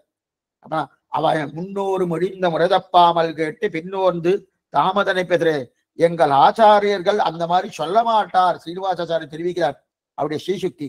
எங்க ஆச்சாரியர்கள் சொல்ல மாட்டார். பிரியத்துக்காக ஒன்று சொல்றேன். தர்க்க சாஸ்திரம், நியாயசாஸ்திரம், மீமாம்ச சாஸ்திரம் இருக்கு. தர்க்க சாஸ்திரம்னாலே எதையோ ஸ்தாபிக்கிறோன்னா அதுக்கு தர்க்க சாஸ்திரம் வேணும். வாத பிரதிவாதங்களை ஸ்தாபிக்க எது சொன்னாலும் ஒத்துக்கொள்ள மாட்டா இல்லையா? வேதாந்தம் என்ன அர்த்தம் சொல்லித்தோ அதை ஒருத்தர் ஆட்சேபிக்கிறார். ஓ உங்க வேதாந்தம் சொல்லியிருக்கா, அது கிடையாது அப்படின்னு. அப்ப அதை ஒரு ரீதியில ஸ்தாபிக்கணும் இல்லையா? அந்த ஸ்தாபிக்கணும்னது அதுக்கு நியாயசாஸ்திரமே தவிர என்ன பார்த்துக்கோ, தர்க்க சாஸ்திரம் நியாயசாஸ்திரம்னா இது சில மதத்தவர்கள் இதை ஸ்தாபிச்சிருக்கா. ஆனா அந்த தர்க்க சாஸ்திரம் நியாயசாஸ்திரம் நம்ம சொல்லணும்னாலே சாஸ்திரத்தை விட்டுட்டு தர்க்க சாஸ்திரமோ நியாயசாஸ்திரமோ எடுத்துக்கப்படாது. சாஸ்திரத்தில் இருக்கக்கூடிய ஒரு விஷயத்தை யாராவது ஒருத்தர் ஆட்சேபித்தால் அந்த ஆட்சேபத்துக்கு சமாதானமாக தர்க்க சாஸ்திரம், அதுவும் சாஸ்திரத்தை முன்னிட்டு கொண்டு இருக்கணும். சாஸ்திரம் வேறு தர்க்க சாஸ்திரம் வேறுன்னு போகப்படாது, நியாயசாஸ்திரம் வேறுன்னு போகப்படாது. ஏன்னா நியாயசாஸ்திரத்தை இதை நிரூபிக்கிறேன், எனக்கு இந்த வேத சாஸ்திரம் வேண்டாம்னு சொல்லப்படாது. வேத சாஸ்திரத்தை முன்னிட்டு கொண்டுதான் நியாயசாஸ்திரமும் சக்கர சாஸ்திரமும் இருக்கணும். ஆக சாஸ்திர அனுமதி இல்லாமல் சான்றோர்கள் நியாயத்தை தேடியோ மீமாம்சத்தை தேடியோ பூர்வர்கள் ஏற்றுக்கொள்வது கிடையாது. எதுக்கு சொல்ல வந்தேன்னா, இந்த வார்த்தையை சில பேர் தர்க்கத்தை பிரதானம் முடிச்சுப்பா, வேதத்தை விட்டுருவா. சில பேர் நியாயத்தை பிரதானம் முடிச்சுப்பா. ஏன்னா நியாயகா சாஸ்திர பிரவர்த்தகாச்சாரே வேறு, தர்க்க சாஸ்திர பிரவர்த்தகாச்சார தர்க்க சாஸ்திர பிரவர்த்த அன்னம் பட்டகான்னு இருக்கார் ஒருத்தர். இதுக்கு சொல்ல வந்தேன் அந்த மாதிரி கூடாதுன்னு. ஆக சாஸ்திர அனுமதி இல்லாம நம்ம ஒத்துக்க மாட்டார். ராமானுஜர் பல இடங்களை நீண்ட வாதம் பண்ணுவார். கிட்டத்தட்ட 50 பக்கங்கள் இந்த வாதம் போகும். சொல்லி முடிச்ச பிறகு அவரே சொல்லுவார், நீ கேட்டேன்றதுக்காக இதெல்லாம் சொன்னேன், ஆனா என்னுடைய பொழுதை நீ வீணாக்கிட்டேன்னு. நீ கேட்டேன்றதுக்காக என்ன சொன்னேன், அப்ப நீங்க சொல்ல வேண்டாமண்ணா, எனக்கு தெரியும் என் பூர்வாதாரம் என்ன சொன்னது எனக்கு என்னன்னு தெரியும், நீ கேட்டேன்றதுக்காக இத்தனை தூரம் பண்ணினேன். ஏன்னா எனக்கு வாதமே பண்ண வேண்டிய அவசியம் இல்லை, எங்களுக்கு இருக்கவே இருக்கு உயர் வர உயர்ந்தாலும் உடையவன், அந்த ஒரு சப்தமே போரும். உயர் வர உயர்ந்தாலும் உடையவன் இருக்கா இல்லையா? அப்ப அதை பார்த்தாலே போறோம். அந்த விஷயத்த 4 ஏன் இந்த வார்த்தை சொல்றேன்னா அதை பார்த்தாலே போறோம், எனக்கு வேற எதுவும் விஷயமே தேவையில்லை. அதுலயே எல்லா சாஸ்திர வாக்கியங்களும் அடங்கி இருக்கும். இருந்தாலும் நீ சொன்னேன்றதுக்காக இத்தனை கிட்டத்தட்ட 50 பக்கம் எழுதிட்டு என் பொழுது வீணாக்கிட்டேன்னு சொல்லுவேன்.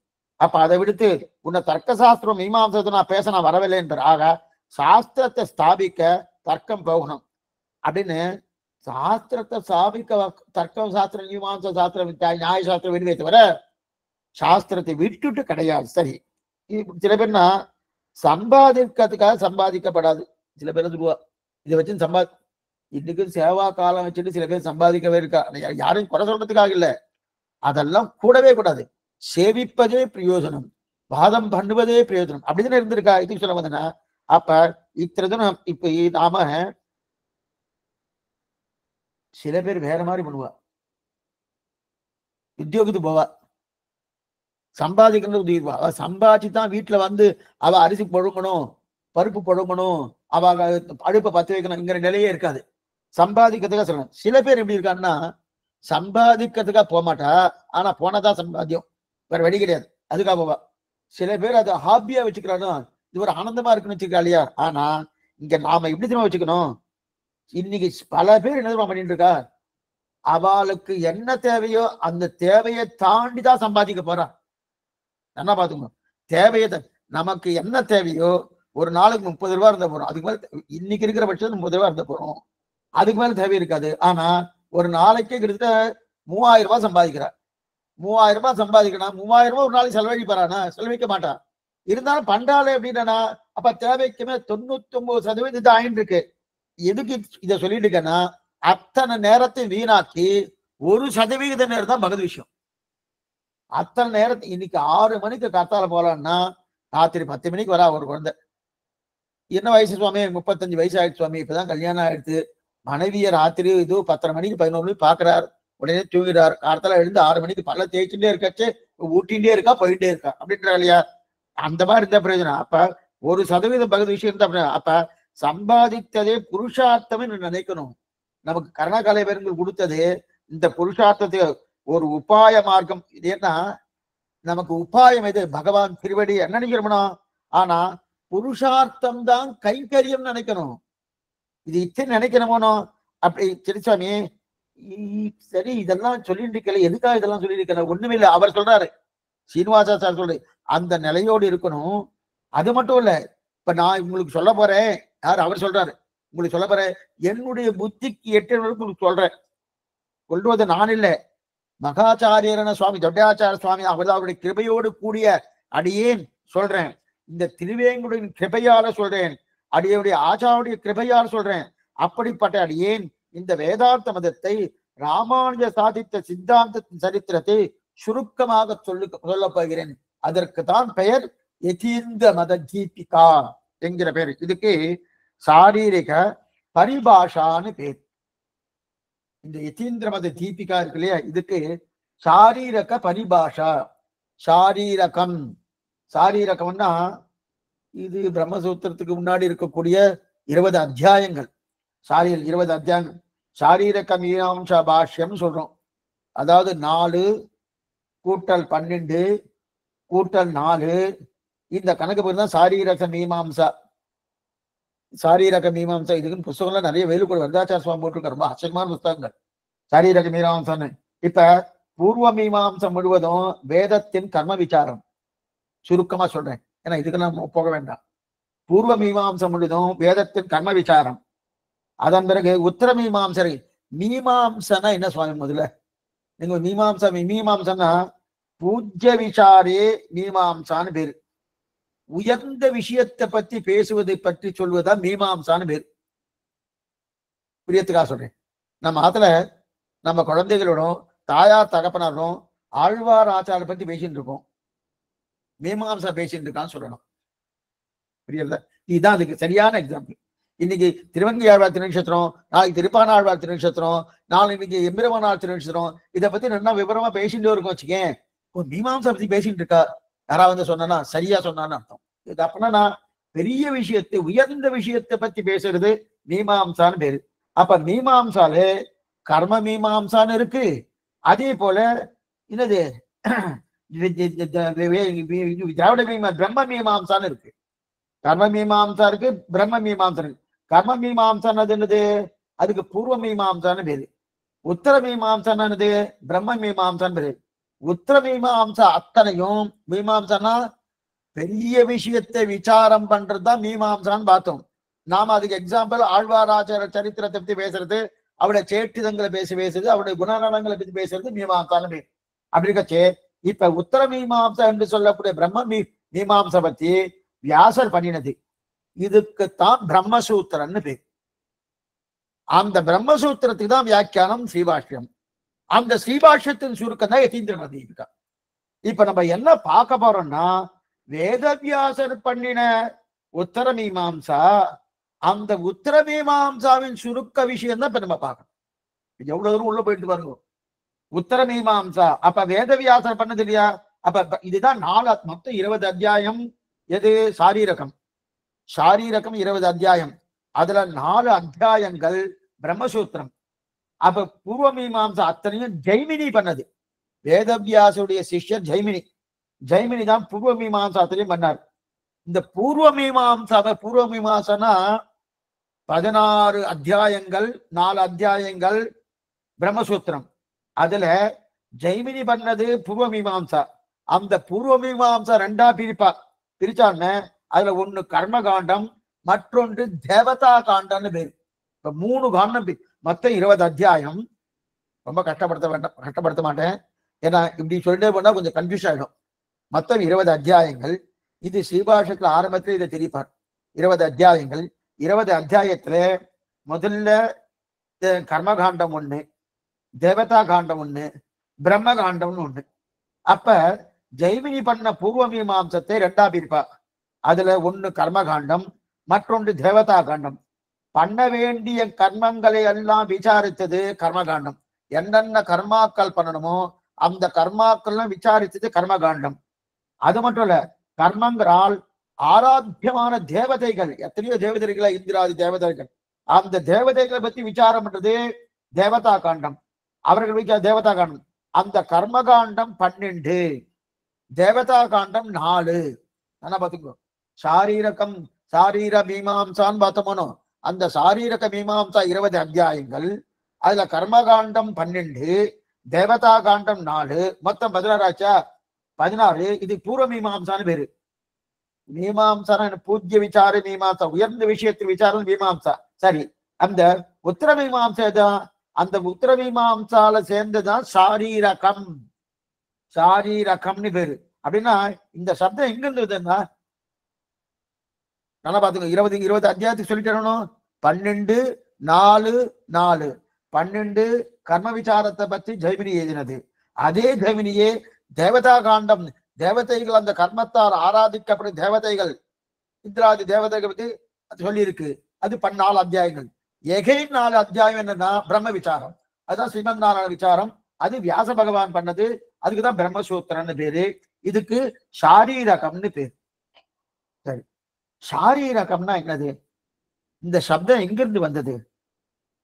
சரீரம், சரீர, சாரீரக. சம்ஸ்கிருத பாஷை தான். ஒன்னும் சிரமமே இல்லை. அது ஏன் திருப்பி சொல்லிட்டு இருக்கேன்னா, நிறைய சம்ஸ்கிருத பாஷை நீங்க உபயோகப்படுத்துற சொன்ன எங்களுக்கு புரியலன்னு கல்படுங்க. உடனே நான் தமிழ்ல சொல்லுவேன். சரீரம், சாரீர, சாரீரக. இந்த ஜெகத் அத்தனையும் பகவானுக்கு சரீரம் தானே. பகவானுக்கு ஜெகத் சர்வம் சரீரந்தே, இந்த ஜெகத்து முழுவதும் பகவானுக்கு சரீரம் தானே.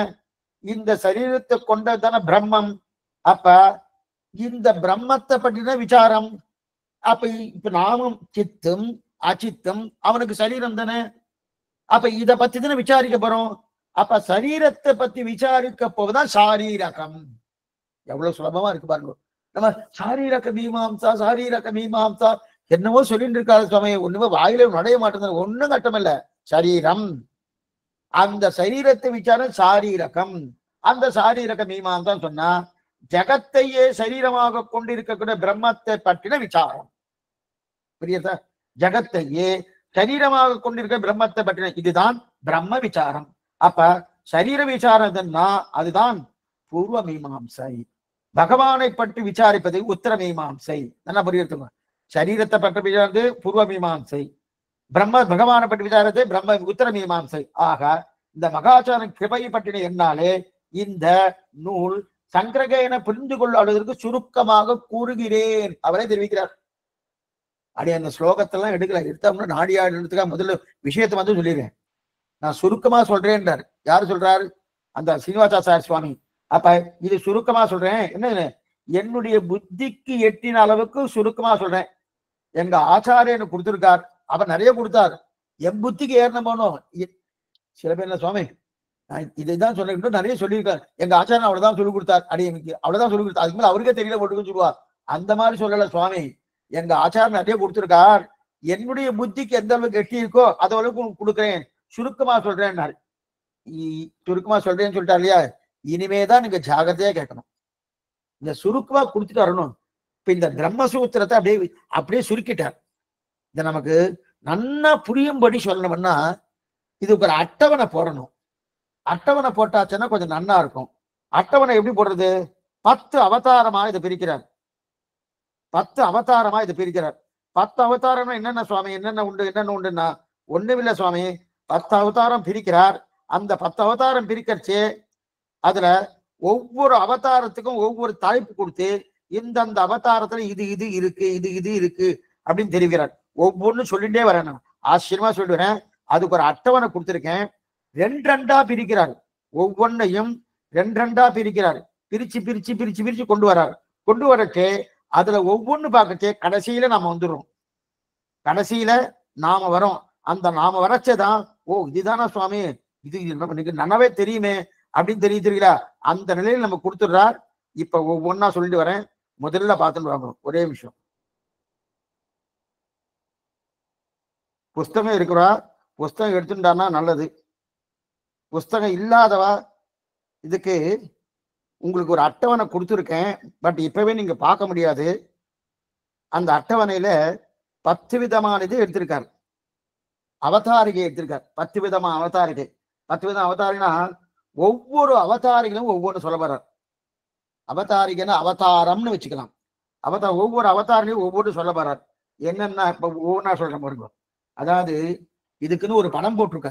அந்த படத்தை தான் உங்களுக்கு இந்த இதுல போட்டிருக்கேன். இந்த இது இந்த வாட்ஸ்அப் பாக்குறமே அந்த வாட்ஸ்அப்ல இதெல்லாம் போட்டிருக்கேன். நான் லோக தேசியன் குரூப்லயும் போட்டிருக்கோம். அது மாதிரி அந்த குரூப்லயும் எத்தின் வையாரம் குரூப்லயும் வந்திருக்கும்னு நினைக்கிறேன். அது வந்திருக்கு. அதை பத்தி விவரம் நாளைக்கு சொல்றேன். ஏன்னா இன்னைக்கு நீங்க பார்த்திருக்க மாட்டேன். பார்த்ததுக்கு அப்புறம் நாளைக்கு அந்த விவரம் சொல்றேன். ஆனா என்ன 10 அவதாரங்கள் சொல்றேன். இப்ப தசாவதாரம் பெருமாளுக்கு 10 அவதாரம் தெரியுது. ஆழ்வார்கள் 10 பேருன்னு தெரியுது. திருவாழ்விழி 10 தெரியுது. அதே போல யதீந்திரமத தீபிகா 10 அவதாரம். அதை என்ன பண்றான்னா 2 பிரிக்கிறார். பிரிக்கச்சு இப்போ ஒரு விஷயம் இருக்கு, இன்னார்னு சொல்றேன். அந்த இன்னார 2 பிரிக்கிறார். அந்த 2 பிரிச்சல் அதுல 1 எடுத்துக்கிறாரு. அதை 2 பிரிக்கிறார். அதுல 1 எடுத்துக்கிறாரு. அதை 2 பிரிக்கிறாரு. அதுல 1 எடுத்துக்கிறாரு. அதை 2 பிரிக்கிறாரு. கடைசியில நம்ம வரும். இப்ப நம்ம விஷயம் தான் என்ன சொல்றாரு. அப்பன்னா சாரீரக மீமாம்சான நம் விஷயம். நம்ம எங்கேயோ ஆகாசத்தில் இருக்குன்னு தெரிஞ்சுக்க வேண்டாம். நம் விஷயம் தான் தெரிவிக்கிறாரு. ஆனா நம் விஷயம் சாஸ்திரம் எப்படி சொல்லி இருக்கு, சாஸ்திரத்தின் பிரக்கிரியில சொல்றார், அதுதான் தெரிவிக்கிறார். இப்ப இது ஒவ்வொன்றும் எடுத்துக்கிறாங்க. இப்ப பிரதானம் இல்லைன்னா இதுக்கு படம் வச்சிருக்கேன். அந்த படத்துடைய விஷயத்த நாளை சொல்றேன். ஏன்னா நீங்க அதை பார்த்துட்டு வந்ததுக்கு அப்புறம் சொன்னா நல்லா உங்களுக்கு புரியும். ஏன்னா அடைய லேட்டா தான் போட்டிருக்கேன். ஒரு 5 நிமிஷத்துக்குள்ளதான் போட சொல்லியிருந்தேன். போட்டிருப்பான்னு நினைக்கிறேன். எதுக்கு சொல்ல வந்தேன்னா, இப்ப 10 விஷயங்கள் எடுத்திருக்காரு. இதுக்குன்னு தசாவதாரம். இப்ப படம் போல போட்டுக்கொள்ளலாம். பெரிய ஒவ்வொரு பொருளையும் 2ஆ பிரிக்கிறார். என்னென்னா பிரமாணம் பிரமேயம், பிரமாணம் பிரமேயம், இதையும் 2ஆ பிரிக்கலாம். பிரமாணம் பிரமேயம் அப்படின்னு சொல்லிருக்காலே என்னன்னு பாக்குறேன். இப்ப 10 விஷயம் என்னன்னு சொல்றேன். முதல் அவதாரம், 2வது அவதாரம், 3வது அவதாரம், 4வது. அதனாலதான் சொன்னேன் புஸ்தகம் கொஞ்சம் இருந்தா இன்னும் கொஞ்சம் ரொம்ப யூஸ்ஃபுல்லா இருக்கும். ஒன்னும் சிரமமே இல்லை. இந்த புஸ்தகம் கிடைக்கிறது அவைலபிளா இருக்கு. ஸ்ரீரங்கத்தை கிடைக்கிறது. நீங்க கிருஷ்ணமாச்சாரி நீங்க அவர் சொன்னாலே அவர் நேரே போஸ்ட்லயே அனுப்பிச்சுடுவார். அதுக்கு உண்டான பணத்தை கொடுத்தாரு போஸ்ட்லயே அனுப்பிச்சுடுவார். முதல் அவதாரம், 2வது அவதாரம், 3வது அவதாரம்னு ஒரு அவதாரம் இருக்கு. முதல் அவதாரம் வந்து பிரத்யக்ஷ நிரூபணம் முதல் அவதாரம். 2வது அவதாரம் அனுமானிக்க நிரூபணம். 3வது அவதாரம் சப்த நிரூபணம். 4வது அவதாரம் பிரகிருதி நிரூபணம். 5வது அவதாரம் கால நிரூபணம். 6வது அவதாரம் நித்திய விபூதி நிரூபணம். 7வது அவதாரம் தர்மபூத ஞான நிரூபணம். 8வது அவதாரம் ஜீவ நிரூபணம். 9வது அவதாரம் ஈஸ்வர நிரூபணம். 10வது அவதாரம் அத்ரவ்ய நிரூபணம். இதான் எடுத்திருக்கார். இப்ப இது எப்படி எடுக்கிறார்? இந்த 10யும் 10க்குள்ள ஒவ்வொன்னையும் தனித்தனியா அலசுறாரு. ஒவ்வொன்னையும் 2 பிரிக்கிறாரு. இப்ப 10 எடுத்துக்கணும். இந்த 10 தான் இருக்குன்னு நினைக்க வேண்டாம். 10 ஒவ்வொன்னும் 2 பிரிச்சுட்டே வராரு. இது இத்தனையும் பார்க்கணும். முதல்ல இந்த 10 எப்படி பிரிக்கிறான்னு முதல்ல பார்த்துடுவோம். பார்த்து முடிச்சதுக்கு அப்புறம் அதுக்கப்புறம் இதெல்லாம் பார்க்கறதுக்கு ஒரு 2 காலட்சேபம் ஆயிடும். முதல்ல இன்ட்ரோடக்ஷன் பார்க்கறதுக்கு. அதுக்கப்புறம் வந்து ஒவ்வொன்றும் எடுத்து அப்ப பிரத்யக்ஷம்னா என்ன, பிரமாணம்னா என்ன, சப்தம்னா என்ன அப்படின்னு பார்க்கலாம். இப்ப 2 முதல்ல இருக்கு. பிரமாணம் பிரமேயம். நமக்கு பிரமாணம் பிரமேயம் பிரமாதான்னு 3 உண்டு. பிரமாணம் புரியறதுக்காக சொல்றேன். பிரமாணம்னா என்ன, பிரமேயம்னா என்ன, பிரமாதானா என்னன்னு பார்த்துருவோம். பிரமாணம் நமக்கு புரிஞ்ச பாஷையை சொல்லுவோம். திருவாய்மொழி பிரமாணம். பிரமேயம் திருவாய்மொழியில் சொல்லப்பட்ட பகவான் நம்பெருமாள் பிரமேயம். பிரமாதா நம்மாழ்வார். அப்ப பிரமாணம் பிரமேயம் பிரமாதான் இருக்கு இல்லையா? பிரமாணம் இருக்கு. இந்த பிரமாணம் பிரமேயம் இருக்கு. இதை 2ஆ பிரிக்கலாம். பிரமாணம் பிரமேயத்தை 2ஆ பிரிக்கலாம். அப்படின்னா பிரமான்னா என்ன, கொஞ்சம் நல்லா கவனமா கேளுங்கோ. எழுதிக்கிறவா எழுதிக்குங்கோ. இல்ல அதுக்கப்புறம் இல்லைன்னா மறுபடியும் இதை எடுத்து சுவாமி மாதவன் சுவாமி மறுபடியும் இதை போடுவார். மறுபடியும் 2 தடவை கேட்டாதான் அது புரியும். இருந்தாலும் இப்ப நல்லா கேளுங்க. ஓ அப்ப கேட்டா புரியும்னு சொல்லிட்டாரு, இப்ப கேட்க வேண்டாம் போட்டுன்னு நினைச்சுக்க வேண்டாம். இப்பதான் கவனம். ஏன்னா என்னதான் நேரடியா கேட்கிற மாதிரி, நேரடியான்னா இது கூட சரி கிடையாது. உங்க முன்னாடி நாடிய நிக்கணும். அப்பதான் அது நேரடின்னு பேரு. இதுக்கு இப்ப நேரலைன்னு சொல்லிக்கிறாள், அலைவரிசைன்னு சொல்லிக்கிறாளே தவிர இது நேருன்னு கரெக்டா சொல்ல முடியாது. எதுக்கு சொல்ல வந்தேன்னா இருக்கட்டும். இதை விட்டாச்சும் இது கூட கிடைக்காது. இப்ப இப்ப பிரமான்னா என்னது? புத்தி. அப்படின்னு என்னது? அறிவு ஞானம். அப்ப அந்த பிரமாவிடில் ஒன்றை தெரிஞ்சு கொள்ளுங்க இல்லையா? அந்த பிரமாவால புத்தியால ஒன்று தெரிஞ்சுக்கிறோம். பிரமாண புத்தி.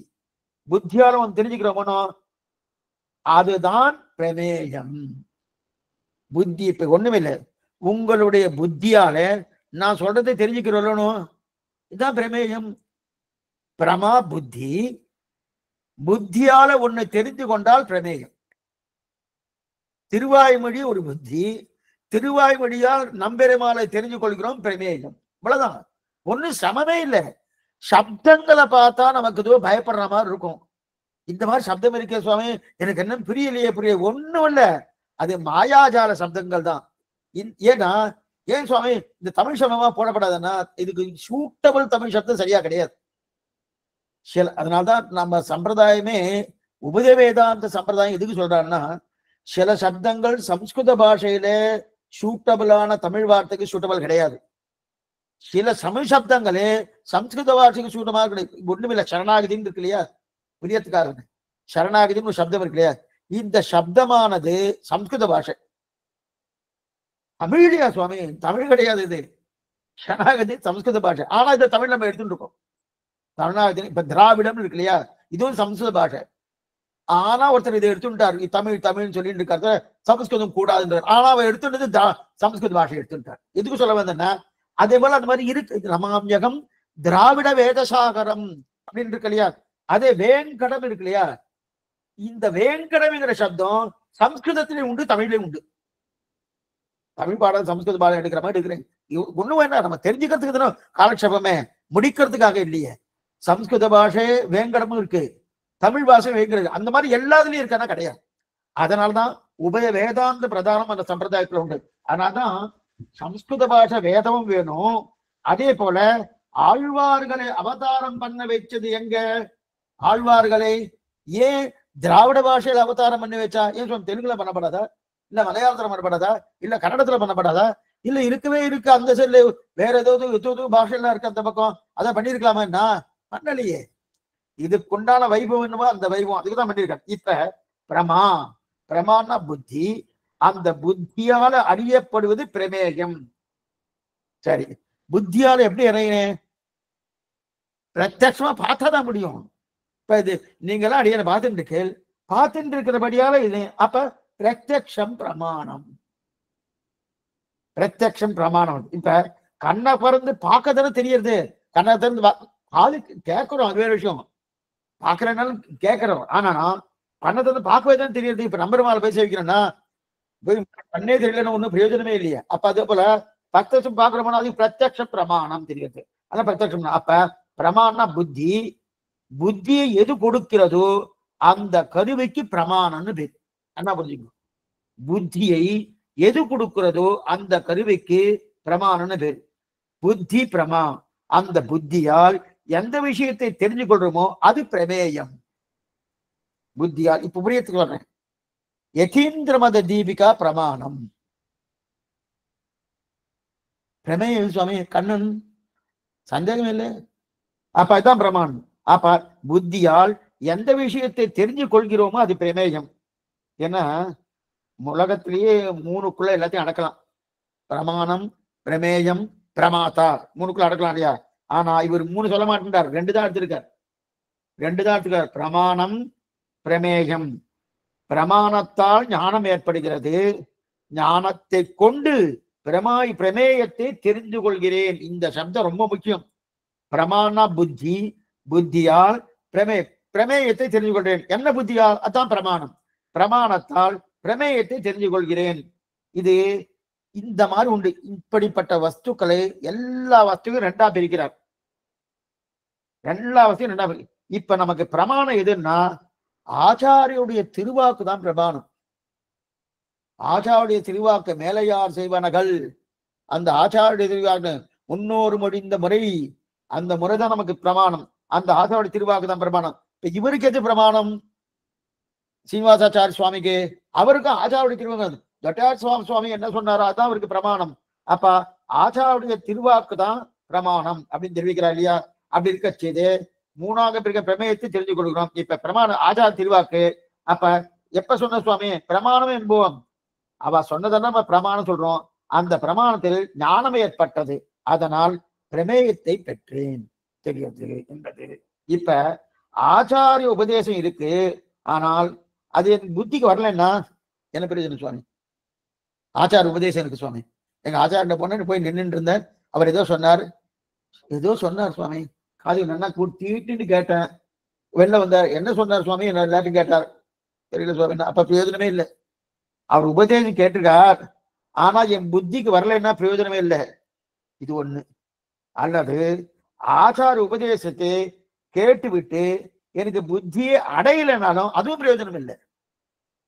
என் புத்திக்கு வரலைன்னாலும் பிரயோஜனம் இல்லை.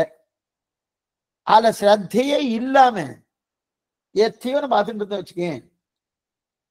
சில பேர் காலக்ஷேபம்னால கொஞ்சம் நல்லா தூக்கம் வரும் சுவாமி, அதுக்காக போகணும்பா. யாரையும் குறை சொல்றதுக்காக சொல்ல, உண்டு நல்லா பாட்டுன்னா தூக்கம் வந்துடுறதுன்னு. சில பேர் ராத்திரி தூங்குறதுக்குன்னு என் காதல வச்சுட்டுவா, இயர்போனை வச்சுட்டு தூக்கிடுவா. தூங்கினா நல்லா ஆனந்தமா பாட்டு வரும், ஆனந்தமா தூக்கம் வந்துடும், பாட்டு வரும் தூக்கம் வரும். அதையும் சொல்ல வந்தேன்னா அந்த மாதிரி இருக்கு இல்லையா. அது பண்ண ஒரு பிரயோஜனம் இல்லை. ஆச்சார உபதேசம் பெற்றணும்னா அது அன்றாந்த கொண்டு வரணுமானோ, அது எனக்கு புரியவே இல்லை, புத்திக்கே வரலன்னா பிரயோஜனம் இல்லை. இல்ல அந்த புத்தியை அடையலைனாலும் பிரயோஜனம் இல்லை. ஆச்சார உபதேசம் வேணும், கண்ணை திறந்து பார்க்கணும், அதனால் ஞானம் ஏற்படணும். அந்த ஞானம் ஏற்பட்டது ஒரு நெத்தி பிரயோஜனம் இல்லை. அந்த ஞானத்துக்கு விஷயம் வேணும் இல்லையா? அந்த விஷயம் என்ன வேணும்? பகவான பத்தனம்.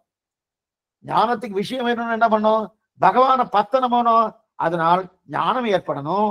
அந்த ஞானத்தை ஏற்று பகவான பத்தனம், அவரைத்தான் அடையணும்னு வர்ணம் பண்ணும். இதுதான் பிரமாணம் முக்கியம், பிரமேயம் முக்கியம். பிரமாணமும் பிரமேயம் முக்கியம்.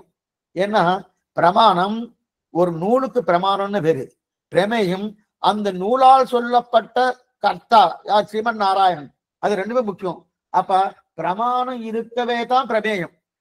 இப்ப பிரமாணத்துக்கு பிராதானியமா பிரமேயத்துக்கு பிராதானியம்? பிரமாணத்துக்கு தான். ஏன்னா எனக்கு புத்தியால் நான் அதை கிரகிக்கலைன்னா எனக்கு அந்த வஸ்துவே தெரியாதே. ஸ்ரீமன் நாராயணன் தெரியுமா? தெரியவே தெரியாது. அதனாலதான் நம்ம பூர்வாச்சாரியர் சாஸ்திரத்துக்கு தான் பிராதானியம் கொடுப்பா. சாஸ்திர வசப்படி பகவானுக்கு தான் அந்த பகவான் துபா. பகவானே எத்தனையோ அவதாரம் எடுத்திருக்கார். சாஸ்திர வசப்படி இல்லைன்னா புத்த அவதாரம் கள்ள வேடத்தை கொண்டு போய் புறம்புக்கவாரம் களம் தசுரரை உள்ளம் பேதம் பெய்திட்டு உயிருண்டு உபாயங்களும் அவர் தான் பண்ணியிருக்கார். அவர் தான் பண்ணியிருக்கான்றது எடுத்துக்கிறோமா? ஏன் திரு ராமானுஜர் ஒரு பாசனம் இருக்கு. கோக்குல மன்னரையும் மூவெடுகால் ஒரு கூர் மழுவால் போக்கிய தேவனை போற்றும் புனிதன் அப்படின்னு தெரிவிக்கு. யாரு? பரசுராமுடைய அவதாரம். அது உபாசிப்பானா உபாசிக்க மாட்டான்னு தெரிவிக்கிறாரு. யாரு? திரிலோகஜியர் வியாக்கியானத்துல. இதுக்கு சொல்ல வந்த என்ன, அந்த மாதிரி இருக்கச்சே பிரமாணம் முக்கியம், பிரமேயம் முக்கியம். இப்ப பிரமாணம் பிரமேயம் ரெண்டு வந்துருச்சு. இது அப்படியே வச்சுக்கோ. இந்த பிரமாணம்னா என்ன, பிரமேயம்னா என்ன பின்னாடி விவரிக்கிறேன். பின்னாடி விவரிக்க போறாரு. முதல்ல எல்லாத்தையும் சமரைஸ் பண்றாரு. என்னதுன்னு தெரிவிச்சுவார். இந்த 10 அவதாரிக்கு எடுத்திருக்கணும், அதை ரெண்டா பிரிக்கிறணும். அந்த ரெண்டா பிரிச்சதுன்னா என்ன, அதை முதல்ல தெரிஞ்சுப்போம். அதுக்கப்புறம் தெரிஞ்சுட்டு அதை ஒரு மூலையில வச்சுட்டு மறுபடியும் முதல்ல இருந்து வருவார். பிரமாணம் பிரமேயம் அப்படின்னு இருப்பார். அப்ப விவரமா அவரை போறார். இப்ப இந்த பிரமாணம் பிரமேயம் ரெண்டு வந்துட்டோம். இப்ப இதை ரெண்டா பிரிக்கணும். இதை ரெண்டா பிரிக்க போறார். ரெண்டா பிரிக்க போறேன்னா ஒவ்வொன்றும் 10 போகுது.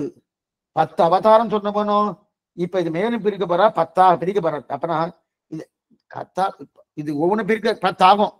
10 ஆயிடுச்சுன்னா கடைசியில நாம வந்துருவோம்.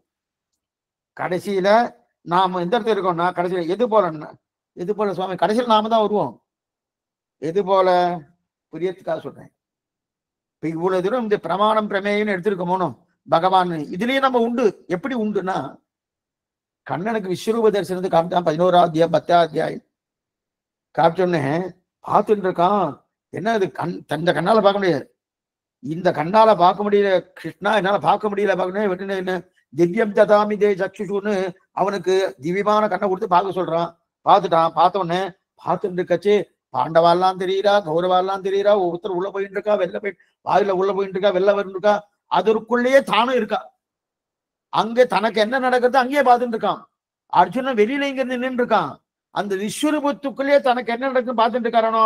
அதே போல இந்த 10 அவதாரத்துக்குள்ளேயே நாமும் வந்துருவோம். நாமும் கடைசியில வரும். நாம வந்துட்டு இருக்கோம் இல்லையா? அதே போலதான் இங்க அப்படின்னு இருக்கான். அப்படிங்க ஒவ்வொரு ராட்சசா உள்ள போறது வெளில வர்றதை பார்த்துட்டு இருக்கான். யாரெல்லாம் வரா, கௌரவாலாம் எப்படி போயிட்டு இருக்கா, பாண்டவாலாம் எப்படி போயிட்டு இருக்கா, யார் என்னென்ன அடிபடுறா எல்லாத்தையும் பார்த்துட்டு இருக்கான். தெரிஞ்சேதான் யுத்தம் பண்ணிட்டு இருக்கான். இது சொல்ற வேண்டியன்னா அப்ப இது ஏற்படுத்தினா இந்த பிரமாணத்தை பிரிக்கிறார். பிரமாணங்கள் 3. என்ன படிச்சுங்க? பிரமாணங்கள் 3. அதாவது புத்தி ஏற்படுவதற்கு எது கருவியோ அது பிரமாணம். என்ன பாருங்க, புத்தி ஏற்படுவதற்கு எது கருவியோ அது பிரமாணம். இப்ப பிரமாணம் 3 ஆயிடுச்சு. அப்படியே வச்சுங்க. இப்ப பிரமேயத்தை 2 வகை பிரிக்கிறார். முதல்ல 2 இருந்தது, பிரமாணம் பிரமேயம். அதுல பிரமேயத்தை 2 வகையா பிரிக்கிறார். இப்ப பிரமேயத்தை 2 வகை பிரிச்சாருன்னா முதல்ல 3 இருந்தது. என்ன பண்ணிக்கோ, பிரமாணம் பிரமேயம் பிரமாதான் 3 இருந்தது. அதற்கு மேல அதை 2ஆ பிரிச்சார், பிரமாணம் பிரமேயம்னு. இப்ப 3 2 5 ஆயிடுச்சு. இப்ப பிரமேயத்தை 2 சொன்னோம் இல்லையா? அது என்னன்னா திரவியம் அத்ரவியம். இதத்தான் அந்த அட்டவணையில சுவாமி யார் புத்தூர் சுவாமி எழுதியிருக்காரு. அடியம் போட்ட அட்டவணை இல்லது. அவரே அந்த புஸ்தகத்திலேயே அந்த அட்டவணை, எத்தனை காருண்யம் தெரியுமா வாழ்க்கலாம் பூர்வாச்சாரியருக்கு. அவர் ஒரு அட்டவணை மாதிரி போட்டிருக்காரு. நமக்கு அது கிராஃப்லாம் போடுவா இல்லையா, அது மாதிரி போட்டிருக்காரு. நாளைக்கு நல்லா இன்னைக்கு நீங்க பார்த்துடுங்கோ. முடிஞ்சதுக்கு பார்த்ததுக்கு அப்புறம் நாளைக்கு நாளைக்கு இதே காலட்சேபம் உண்டு. நாளைக்கு அது விவரமா சொல்றேன். இன்னைக்கே சொன்னீங்கன்னா கொஞ்சம் புரியறதுக்கு கொஞ்சம் சிரமமா இருக்கும். எதுக்கு சொல்றேன்னா, அப்ப அது அட்டவணையா போட்டுக்கா இல்லையா, அப்ப பிரமேயத்தை ரெண்டா பிரிக்கிறார். பிரமேயத்தை ரெண்டா பிரிக்கிறார். இப்ப பிரமாணம் என்னன்னா, அதான் திரவியம்னு பேரு. திரவியம் அத்ரவியம். திரவியம்னு என்ன, அத்ரவியம்னு என்ன என்னன்றது பின்னாடி பார்ப்போம். இது நீங்க இப்போது பிரிச்சது ஏன்னா அப்படியே முன்னாடியே சொல்லிட்டேன், வெறுமை ஓரலா பார்க்க போறோம் என்னென்ன பிரிச்சிருக்கான்னு. பிரிச்சதுக்கு உண்டான அர்த்தத்தை பின்னாடி தான் பார்க்க போறோம். முதல்ல பிரிவு அப்படின்னா அவதாரிகை போல என்னென்ன பிரிவு 10 அவதாரங்கள் இருக்கணும், 10 அவதாரங்களை எப்படி இப்படி பிரிச்சிருக்கான்னு பார்த்துருவோம். பிரிவுக்கு உண்டான அர்த்தங்களை பின்னாடி பார்ப்போம். இப்ப பிரமேயத்தை ரெண்டா பிரிச்ச உடனே திரவியம் அத்ரவியம் எடுத்திருக்காரு. பிருத்திவி அப்பு தேஜஸ் வாயு ஆகாசம் இதெல்லாம் திரவியம்னு பேரு. திரவியம்னா என்ன அத்ரவியம்னா பின்னாடி சொல்றேன்னு சொல்லியிருக்கேன். அதை பத்தி நீங்க ஒன்றும் ஒரி பண்ணிக்காதீங்க. அப்படின்னு திடீர்னு இருக்குன்னு வச்சுக்கோங்க. ஏன்னா அதை எக்ஸ்பிளைன் பண்ணா 1/2 hour ஆகிடும். இப்ப கடைசியில நம்ம எடுத்துக்கொண்ட விஷயத்துக்கு போகாம போயிடும். இப்ப திரவியம் எது, பிருத்திவி அப்பு தேஜஸ் வாயு, அதாவது என்னென்ன ஆகாசம் நீர் நிலம் கால் தீவான் இதெல்லாம் இருக்கணும், பஞ்சபூதங்கள், இதுக்கு திரவியம்னு பேரு. எனக்கு கோபம் வந்துட்டணும், குணங்கள் இருக்கணும், இவருக்கு நல்ல கோபக்கார சுவாமி அப்படின்னா குணம் இருக்கணும், அந்த குணம் எல்லாம் அத்ரவியம்னு பேரு. குணம் எல்லாம் அத்ரவியம். அதே போல சத்துவகுணமாகட்டும் ரஜோகுணமாகட்டும் தமோ குணமாகட்டும் இதெல்லாம் திரவியம் கிடையாது, குணம். அப்ப அதனால திரவியம் வேறு அத்ரவியம் வேறு. திரவியம்னா என்ன அத்ரவியம்னா பின்னாடி பார்ப்போம். அத்ரவியம் வேறு. இப்ப புஷ்பம் இருக்க, பூ புஷ்பம்ன்றது திரவியம், ஆனால் புஷ்பத்தின் குணம் அத்ரவியம். என்ன பாத்துக்கோ, ஒரே வஸ்துக்குள்ளேயே திரவியமும் இருக்கு அத்ரவியமும் இருக்கு. புஷ்பம் திரவியம், புஷ்பத்தின் குணம் இருக்கு இல்லையா, அந்த குணம் அத்ரவியம். ஆக திரவியம் அத்ரவியம் என்று பிரமேயம் ரெண்டாக பிரிக்கலாம். பிரமேயத்தை ரெண்டா பிரிச்சாச்சுன்னா திரவியம் அத்ரவியம்னு வருது. இப்ப பகவானும் திரவியம் தான். நல்லா பாத்துக்கோ, பகவான்ன்ற திரவியத்துக்கு ஆத்மாங்கிற திரவியம் புஷ்பம்ங்கிற திரவியத்தை சமர்ப்பிக்கணும். இதுக்கு நல்லா புரிஞ்சிருமோ, மூணுமே திரவியம் பாருங்க. பகவான்ங்கிற திரவியத்துக்கு ஆத்மா என்கிற திரவியம் புஷ்பம் என்ற திரவியத்தை சமர்ப்பிக்கணும். தூயோமாய் நாம் தூமலர் தூவி தொழுது வாயினால் பால் மனத்தினால் சிந்திக்கந்திருவி. அதான் சரி. இப்ப சரி சுவாமி, இதெல்லாம் நல்லதான் இருக்கு, சக்கர பொங்கல் அக்கார வடிசல் இதெல்லாம் திரவியம், அத்ரவியம் இல்லை திரவியம். அப்ப திரவியம் சௌக்கியமா இருந்தது, ரொம்ப இனிப்பா இருந்தது என்றால் அது திரவியம் இல்லை. என்ன பாருங்க, அது திரவியம் இல்லை. எப்படின்னா எதை சொல்ல போறோமோ அது அத்ரவியம் ஆகிறது. இது எல்லாம் அத்ரவியம்ன்றது பிறகு பார்ப்போம். இப்ப திரவியத்தை ரெண்டா பிரிக்கிறார். முதல்ல பிரமேயத்தை ரெண்டா பிரிச்சார், திரவியம் அத்ரவியம் ரெண்டு வந்துருச்சு. இதெல்லாம் அந்த அட்டவணையிலேயே அப்படியே இது மாதிரி கொடுத்துருக்காரு. அது இல்லை உங்களுக்கு புரியலன்னா கூட நாளைக்கு நீங்க பார்த்துட்டு நாளைக்கு சொல்லுங்க, மறுபடியும் நான் வேற மாதிரி எழுதி தரேன். அது ரொம்ப சுருக்கமா எழுதியிருக்கார். இன்னும் விவரமா எழுதுறேன்னா அடுத்த வார காலட்சேபத்தில் என்ன விவரமா எழுதி ஒரு அட்டவணை வாரியே கொடுத்துடுறேன். எதுக்கு சொல்ல வந்தேன்னா, இப்ப திரவியம், இப்ப திரவியம் அத்ரவியம் வந்துட்டோம். இதுல திரவியத்தை மட்டும் எடுத்துட்டு அதை ரெண்டா பிரிக்கிறார். ஒவ்வொன்னும் எடுத்துட்டு ரெண்டு ரெண்டா பிரிப்பாரு. பிரிச்சு அப்படியே சொல்லுவார். வந்துச்சுன்னா, ஓ சுவாமி, இந்த லோகத்தில் இருக்கக்கூடிய பொருட்கள் அத்தனையும் இதுல கொண்டு வந்துடுறாரு. கொண்டு வந்துட்டு லோகம் எப்படி இருக்கு, பகவான் எப்படி இருக்கா, அவதாரங்கள் என்ன, நாம் என்ன இருக்கோம், நமக்கு சரீரம் எல்லாத்தையும் இதுக்குள்ள வந்துடுறது. இப்ப எல்லாம் இதுக்குள்ள வந்துருச்சுன்னு வச்சுக்கேன், சனாதன தர்மம் புரிஞ்சா வந்துருது. யாரும் என்ன கேள்வி கேட்டாலும் பதில் சொல்லிடலாம். இது தெரியாதபடியால் தான் ஓ அப்படின்னு மூச்சுட்டு இருக்கட்டும். இப்ப திரவியத்தை ரெண்டா பிரிக்கிறார். அது என்னதான், ஜடத்ரவியம் அஜட திரவியம்னு பேர். திரவியத்தை ரெண்டா பிரிச்சோன்னு ஜடத்ரவியம் அஜட திரவியம் அப்படின்னு ரெண்டு வகை. ஜடப்பொருள் என்ன, தனக்குத்தானே யாருன்னு தெரியாது, அதெல்லாம் ஜடமா இருக்கே அப்படின்னு சில பேர் பார்த்து சொல்லுவானோ, ஜடமா இருக்குன்னா தனக்கு தானே யாருன்னு தெரியாது, அதெல்லாம் ஜடப்பொருள். அஜட பொருள்னா ஜீவாத்மா, தனக்கு தானே தெரியும். படியனை தெரியுமா, நல்லா தெரியும். உங்களுக்கு தெரியுமானோ, அதெல்லாம் அஜடம். ஜடம்னா என்னது, தனக்கு தானே தெரியாது. அஜடம்னா என்ன, தனக்கு தானே தெரியும். அதான். அப்ப அதனால்தான் ஆத்மா என்று நான் ஆத்மா தெரியுமோனோ தெரியுதோனோ. ஆக யார் ஒருத்தன் தெரிஞ்சு கொள்வானோ தெரிஞ்சு கொள்ளவில்லையோ, இதை ரெண்டா பிரிக்கிறார். தெரிஞ்சு கொண்டவன் ஒருத்தன், தெரிந்து கொள்ளாதவன் ஒருத்தன். தெரிந்து கொள்ளவன் என்ன பண்ற? ஜடப்பு அஜடம்னு எடுத்திருக்கிறார். தெரிந்து கொள்ளாதவனை அஜடம் இருக்கிறார். என்ன பண்ணுவார்? தெரிந்து கொள்ளாதவனை ஜடப்பொருள்ன்றா, தெரிந்து கொண்டவனை அஜடம் தெரிவிக்கிறார். இது ரெண்டா பிரிச்சார். இதுக்கு என்ன சொல்லுவா பேரு? ஸ்வயம் பிரகாசத்துவம், ஸ்வஸ்மை பிரகாசத்துவம்னு பேர். ஸ்வயம் பிரகாசத்துவம், ஸ்வஸ்மை பிரகாசத்துவம். இந்த சப்தத்தெல்லாம் கேட்டு பயப்படாதீங்க. உண்மை மறுபடியும் சொல்றேன், எந்த பயம் இல்லை. இதுக்கு எல்லாத்துக்கும் அர்த்தத்தை சொல்றேன். அதுக்கப்புறம் அதனாலதான் கொஞ்சம் எழுதி வச்சுட்டா ஒன்னும் சிரமமே இருக்காது. இந்த ஸ்வயம் பிரகாசத்துவம்னா என்ன? அதே மாதிரி ஸ்வஸ்மை பிரகாசத்துவம்னா என்ன? தானே ஒளிவிடும், தானே பிரகாசிக்கும், அது ஸ்வயம் பிரகாசம்னு பேரு. தானே ஒளிவிடும், தானே பிரகாசிக்கும், அதுக்கு ஸ்வயம் பிரகாசம்னு பேரு. தானே ஒளிவிடாது, அதுக்கு அஸ்வயம் பிரகாசம்னு பேர். அஸ்வயம் பிரகாசம் பேர். அதாவது இப்ப விளக்கு போட்டா மற்றதெல்லாம் தெரியறதுனும், விளக்கு ஏத்துறேன், மற்றதெல்லாம் தெரியறதுனும்.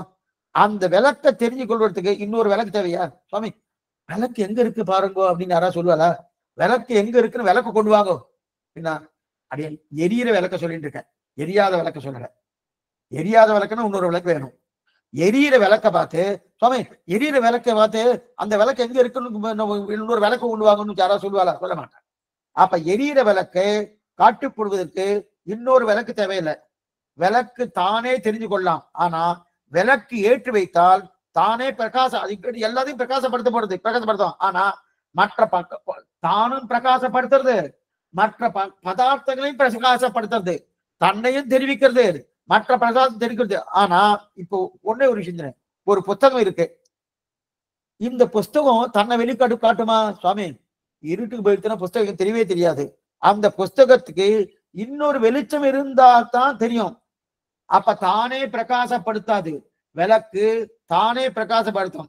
இதுக்குதான் இது அஸ்வய பிரகாசம்னு பேரு. சரி, இப்ப இதுதான் வாசி. அப்ப தனக்குத்தானே தானே ஒளிவிடும், தானே பிரகாசிக்கும், தானே ஒளிவிடும், தானே பிரகாசிக்கும் என்பது ஸ்வயம் பிரகாசம். தானே ஒளிவிடாது என்பது அஸ்வயம் பிரகாசம். அது புஸ்தகம்னு பேரு. இது வரைக்கும் வச்சுக்கோ. சரி, இப்ப விளக்க ஸ்வயம் பிரகாசம் சொல்லலாம். ஆனால் விளக்கு நல்லா பாருங்க, ஸ்வயம் பிரகாசம் விளக்கு தானே பிரகாசிக்கிறது. ஆனா விளக்குக்கு தான் விளக்குன்னு தெரியுமா? அது என்னமா சுவாமி தெரியும்? விளக்குக்கு ஞானம் இல்லையே. விளக்குக்கு நான் விளக்கு அப்படின்னு தெரியுமா? அதுக்கு தெரியவே தெரியாது. விளக்கு பிரகாசப்படும், தன்னையும் காட்டும், மற்ற பேரையும் காட்டும். ஆனா விளக்குக்கு தான் விளக்குன்னு தெரியுமா? தெரியாது, விளக்கு தெரியாது.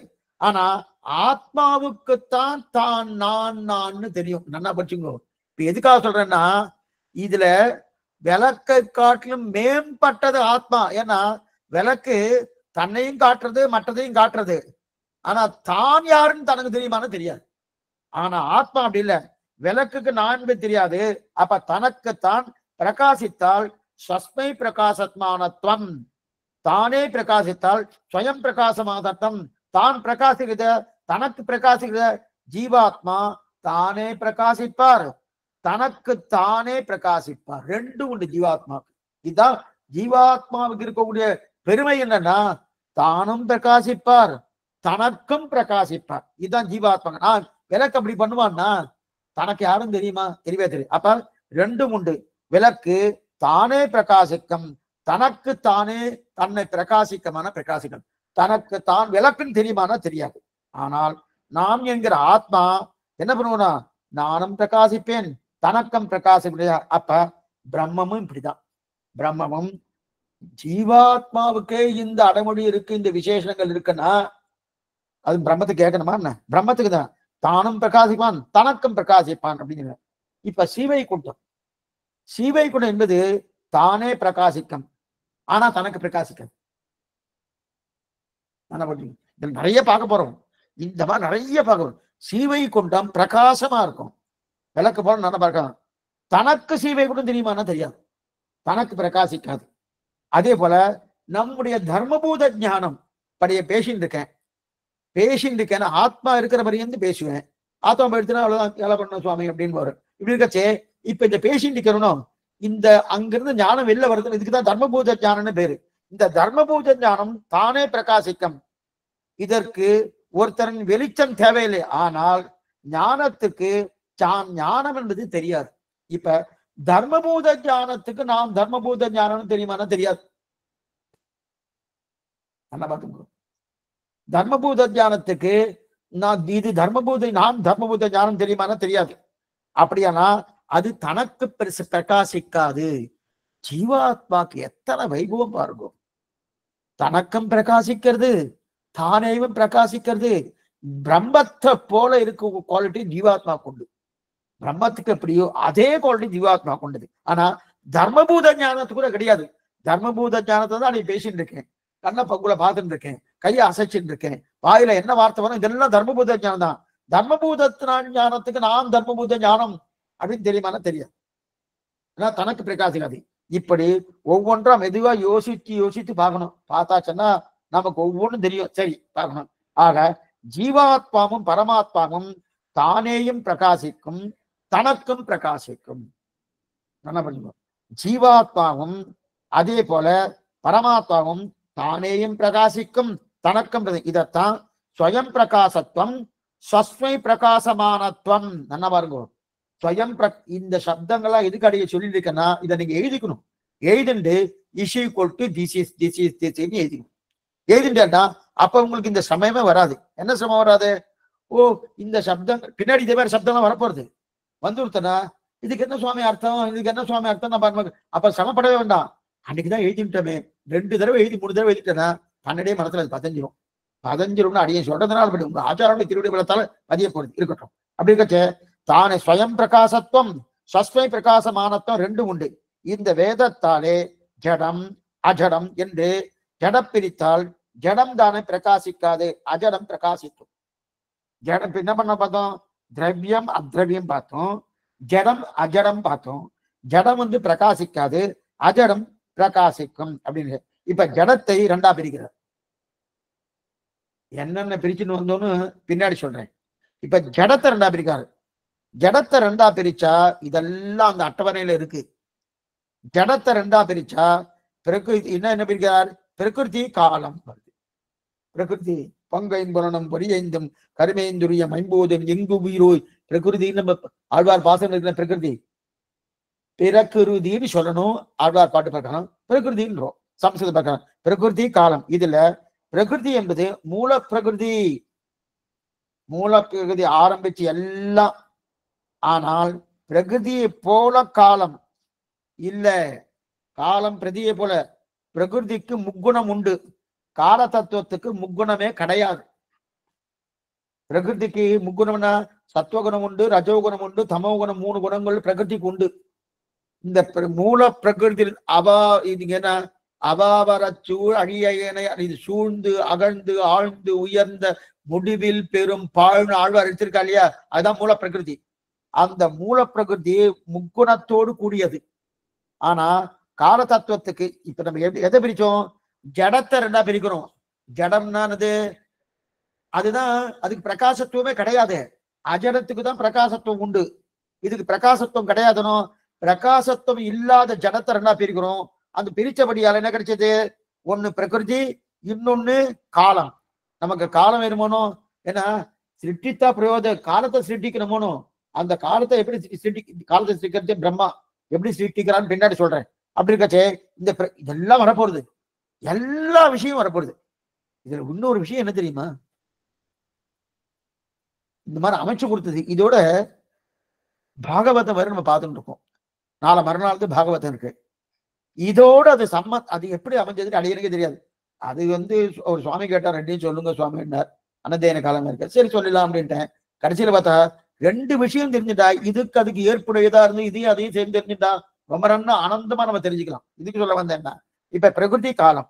பிரகிருதி காலம் மூல பிரகிருதி. மூல பிரகிருதிக்கு முக்குணத்தோடு கூடியது, கால தத்துவத்துக்கு முக்குணம் கிடையாது. அப்ப முக்குணத்தோடு இருக்க பிரகிருதி, முக்குணம் இல்லாத காலம், இரண்டுமே ஜனம்தான். இரண்டுமே பிரகாசத்துவம் உண்டுவனா கிடையாது. காலத்துக்கும் பிரகாசத்துவம் கிடையாது, மூல பிரகிருதியும் பிரகாசத்துவம். இப்ப பிரகிருதி பிரிக்கிறார் சாமி. பிரகிருதி என்னது?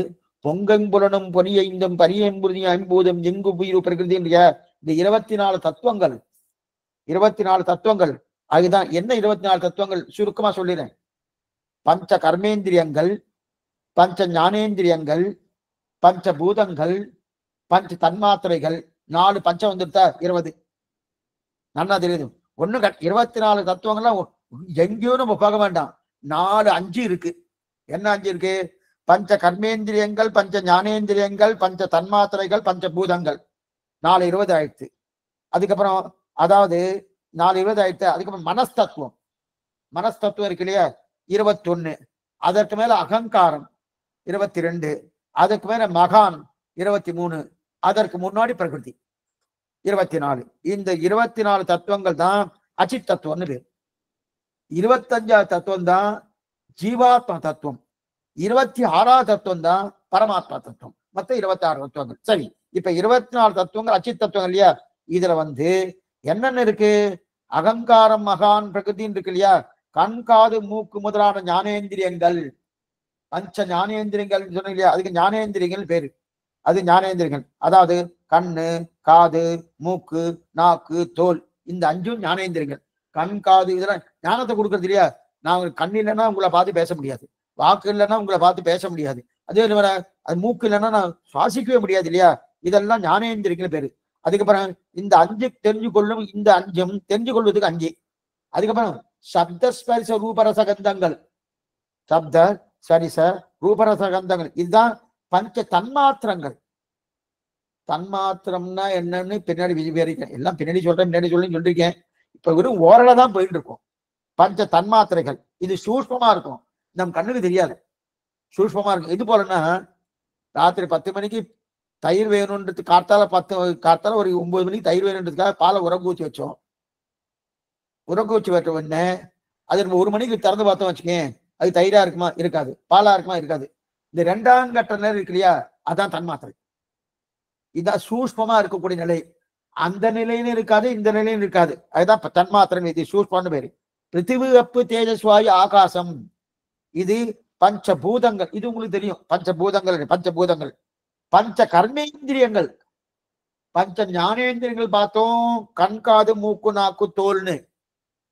பஞ்ச கர்மேந்திரியங்கள் என்னன்னா வாக்கு, பாணி, பாத, வாயு, உபஸ்தம்.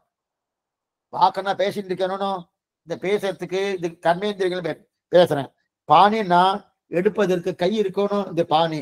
பாதம்னா நடப்பதற்கு காலு. வாயுன்னா உபஸ்தம், வாயு அப்புறம் உபஸ்தம் ரெண்டும் மலஜலம் கழிப்பதற்கு உண்டான கருவிகள். மலஜலம் கழிக்கிறோமோ அதுக்குண்டான கருவிகள். இதெல்லாம் கர்மேந்திரியம் பேரு.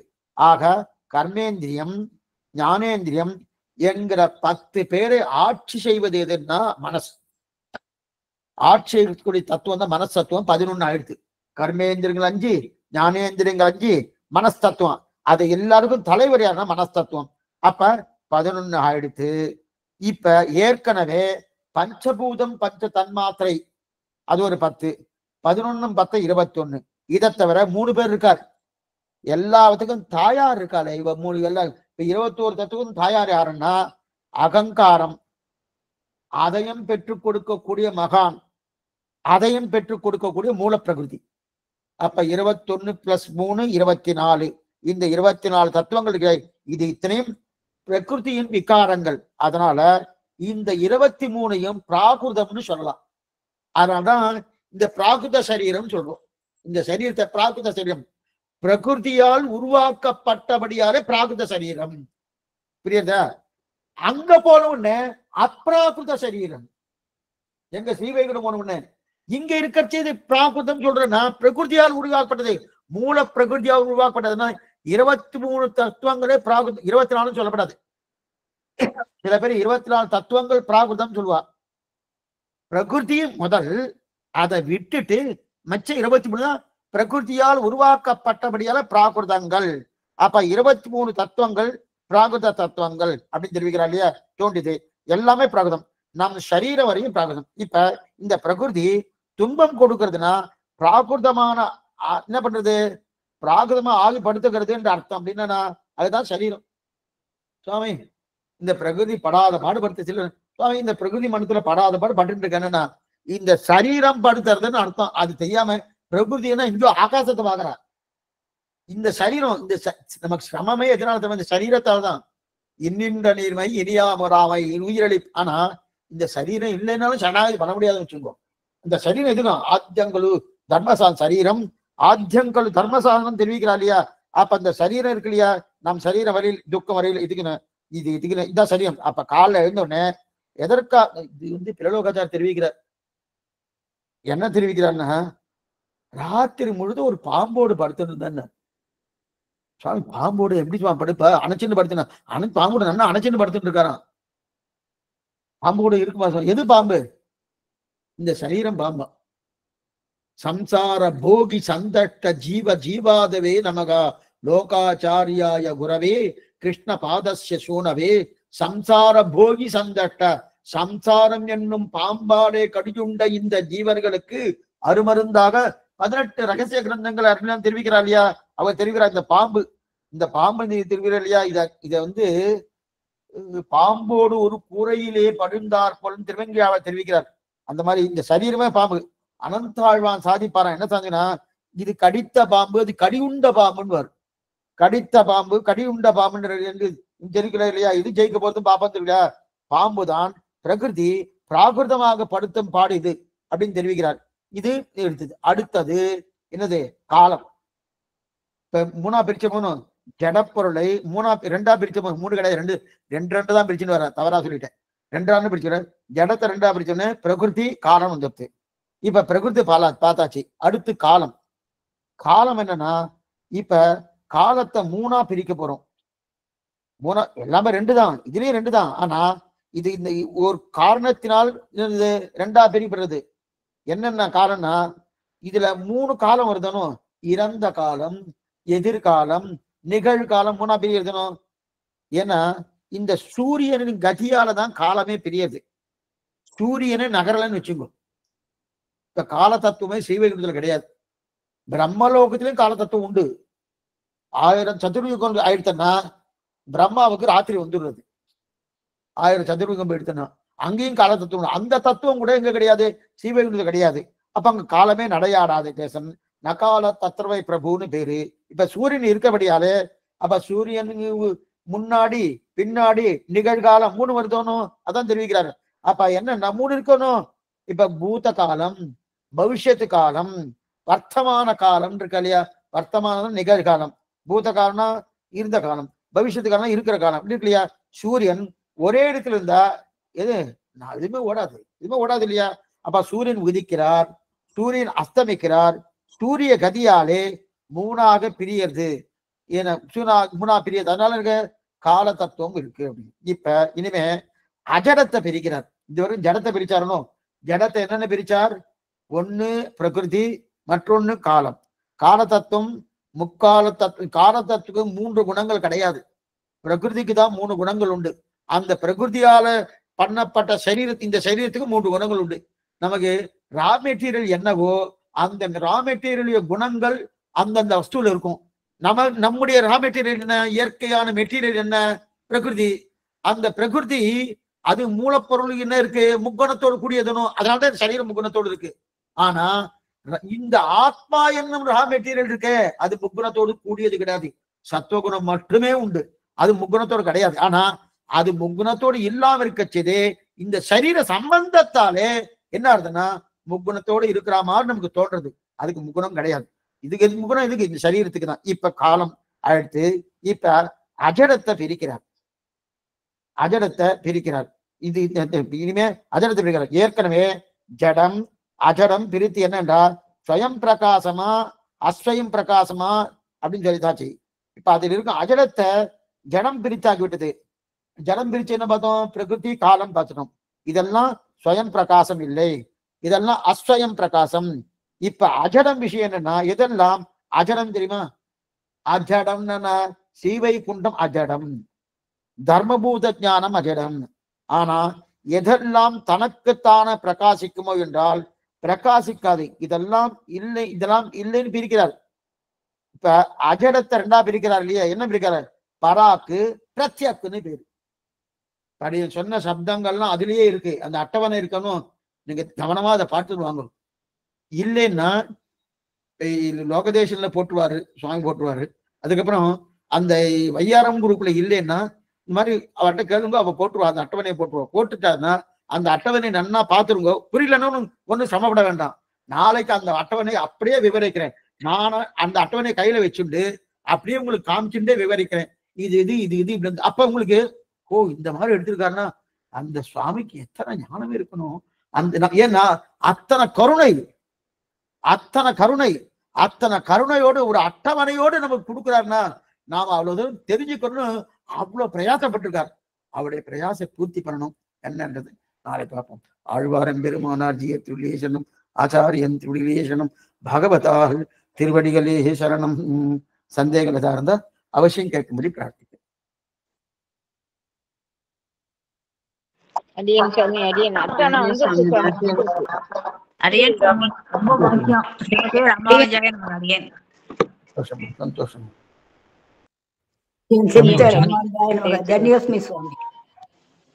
சுவாமி ஒரு சின்ன சந்தேகம். சொல்லுங்க. சுவாமி இப்ப ஈஸ்வரன் பரமாத்மா இருக்காரு, பரமாத்மா தத்துவம், அவருக்கு குணங்கள் இருக்கு, கல்யாண குணங்கள்லாம் இருக்கு, ரூபம் இருக்கு, மங்கள ரூபம். அப்ப அந்த ரூபம், அந்த குணங்கள், அந்த ஆத்மா, இப்ப பெருமாளுக்கு ஒரு ஆத்மா இருக்குல்ல, அப்ப அது எப்படி அந்த அது எப்படி அந்த குணங்களும் அந்த ரூபமும் எதுல சுவாமி வரும்? அது வந்து திரவியமா அதிரவியமா? எல்லாமே திரவியம்தான், திரவியம்தான். மேல வரப்போறது. சரி சரி. அதுதான் முதல்ல திரவியம்னா என்ன அத்ரவியம்னா என்ன தெரிஞ்சுட்டு வச்சுக்கேன், இந்த கொஸ்டினே உங்களுக்கு வராது. அதை சொல்லியிருந்தோம்னா இன்னொரு 1/2 hour போயிடும். சரி சரி. அதனாலதான் இதை முதல்ல சம்மரைஸ் பண்ணிட்டு, ஏன்னா காலட்சேப பிரக்ரியை அப்படின்னு எடுத்திருக்காரு வியாக்கியாதா. இதை முதல்ல சம்மரைஸ் பண்ணிட்டு இந்த 10 அவதாரங்கள் சம்மரைஸ் பண்ணிட்டு அப்புறம் முதல்ல இருந்து எடுத்துக்கணும். பிரமாணம், பிரமேயம். பிரமாணம்னா என்ன, எதெல்லாம் பிரமாணம் அப்படின்னு யாரெல்லாம் என்னென்ன ஆட்சேபிக்கிறா அதை எடுத்துக்கிறோம். பிரமேயம், யார் பிரமேயம்? ஸ்ரீமன் நாராயணா, இல்ல வாசல்ல பரவாயில்லா, இல்ல ஏதோ தேவதையா? கிடையாதுன்னு நிரூபிக்கிறார். இந்த மாதிரி வந்துட்டு இருக்கும். இந்த மாதிரி ஒவ்வொன்றும் வந்துட்டு இருக்கும். அப்ப வரச்சே அப்ப அத்ரவியமா திரவியமான்றது அங்க வந்து சுவாமி. இப்ப இங்க ஆச்சாரியருடைய திருவாக்கும் ஒரு பிரமாணம் சொன்னேன், சந்தேகமே இல்லை, பிரமாணம் தான், நோ டவுட். சந்தேகமே கிடையாது, எந்த சந்தேகம் கிடையாது, ஒரு துளியும் சந்தேகம் கிடையாது.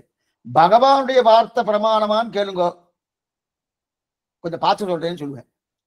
ஆச்சாரிய வார்த்தை பிரமாணமானா கேட்கவே படாது, பிரமாணம், சந்தேகமே இல்லை.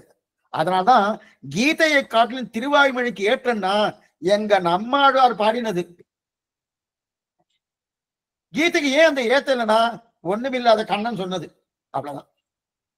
சுவாமி இந்த வார்த்தை சொல்லலாமான்னா நம்மாழ்வார கம்பேர் பண்ணது, அவ்வளவுதான். அவருக்கு வேற எதுவும் சொல்ல முடியாது.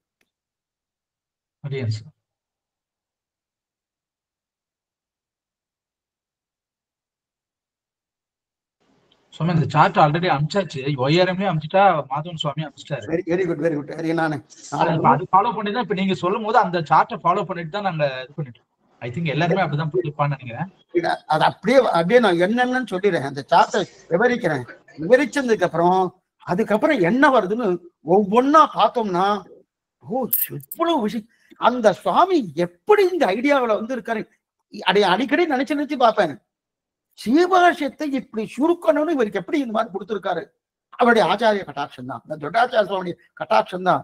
அவருக்கு சுதர்சன ஆழ்வார் பரிபூர்ணமான அனுகிரகம், நரசிம்மர் உபாசகர். அது மட்டும் இல்ல, நரசிம்மர் அவருக்கு பிரத்யக்ஷம். அப்படியே தன்னுடைய கிருப்பை அப்படியே அந்த சீனிவாசாச்சாரிய சுவாமியார் அப்படியே பொழிஞ்சிருக்காரு. பொழிஞ்சபடியாலே அப்படியே அவர் அப்படி உள்ளங்கை நெல்லிக்கடி போல நமக்கு எடுத்து கொடுத்துருக்காரு. இல்லைன்னா நமக்கு தெரியாது. இல்ல அவருடைய கருணைன்ற மாதிரி நீங்க சொன்னீங்க, இது மாதிரி ப்ரிப்பேர் பண்றதே அவரோட கருணைன்ற மாதிரி நீங்க சொன்னேன். கருணை இப்படிதான் ஒரு அன்னதானம் பண்றதுதான் அப்படின்னு அப்படி இல்லையா சுவாமி? இந்த மாதிரி பண்றதும் கருணை தானே? அந்த இடத்துல தான் வருமா? நிச்சயம் கருணை தான். ஏன்னா இவருக்கு நான் எனக்கு உஜ்ஜீவனம் கிடைச்சிருக்கு, நான் ஏன் அவருக்கு சொல்லணும், ஏன் சமப்படணும்? எனக்கு மோட்சம் நிச்சயம் தீர்மானம் ஆயிடுத்து, நான் எதுக்காக சொல்லணும்? பேசாம இருக்கலாமே, போயிருக்கலாமோன்னு. நான் வந்தா என்ன பண்ணுவான் சுவாமி, நான் சம்பாதித்த பார்த்துட்டேன், நமக்கு அவெல்லாம் என்ன பண்ணா என்னன்னா ஏதோ சொல்ல வேண்டிய சொல்லிட்டேன், திருந்துறாலும் திருந்தல, நமக்கு என்ன அதை பத்திலாம் ஒன்றும் தேவையில்லை, போயிட்டே இருப்போம் அப்படின்னு இருக்கணும். அந்த நிலை இல்லையே. பயனன்றாகிலும் பாங்கல்லராகிலும் செயல் நன்னாக திருத்தி பணிகொள்ள. இந்த சப்தம் ரொம்ப முக்கியம் நம்ம சம்பிரதாயத்துல. இதனால்தான் பூர்வாச்சாரியர்களுக்கு இருக்கக்கூடிய வைபவம் வேறு யாருக்கும் கிடையாது.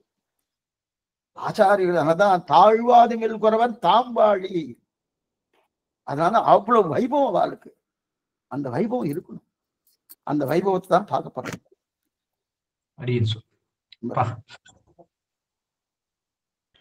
அடியன் சுவாமி, நீங்க சொல்லும் போதே அந்த அட்டவணை பார்க்க முடிஞ்சது சுவாமி. நல்லா பார்த்தோம் சுவாமி.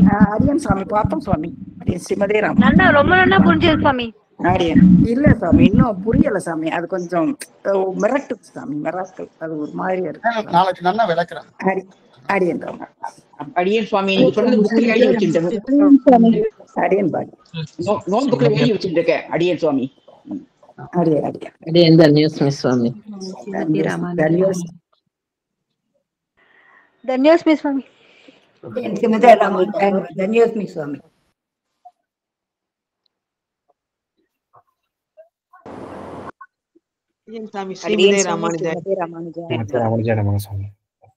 திருவடி சேவிச்சுக்கிற சுவாமி. ஸ்ரீமதே ராமானுஜாய நமக. அடியேன் சுவாமி. ஸ்ரீமதே ராமானுஜாய நமக. திருவடி சேவிச்சுக்கிற சுவாமி. அடியேன் அடியேன் சுவாமி. திருவடி சேவிச்சுக்கிற சுவாமி. அடியேன் சுவாமி. ஸ்ரீமதே ராமானுஜாய நமக.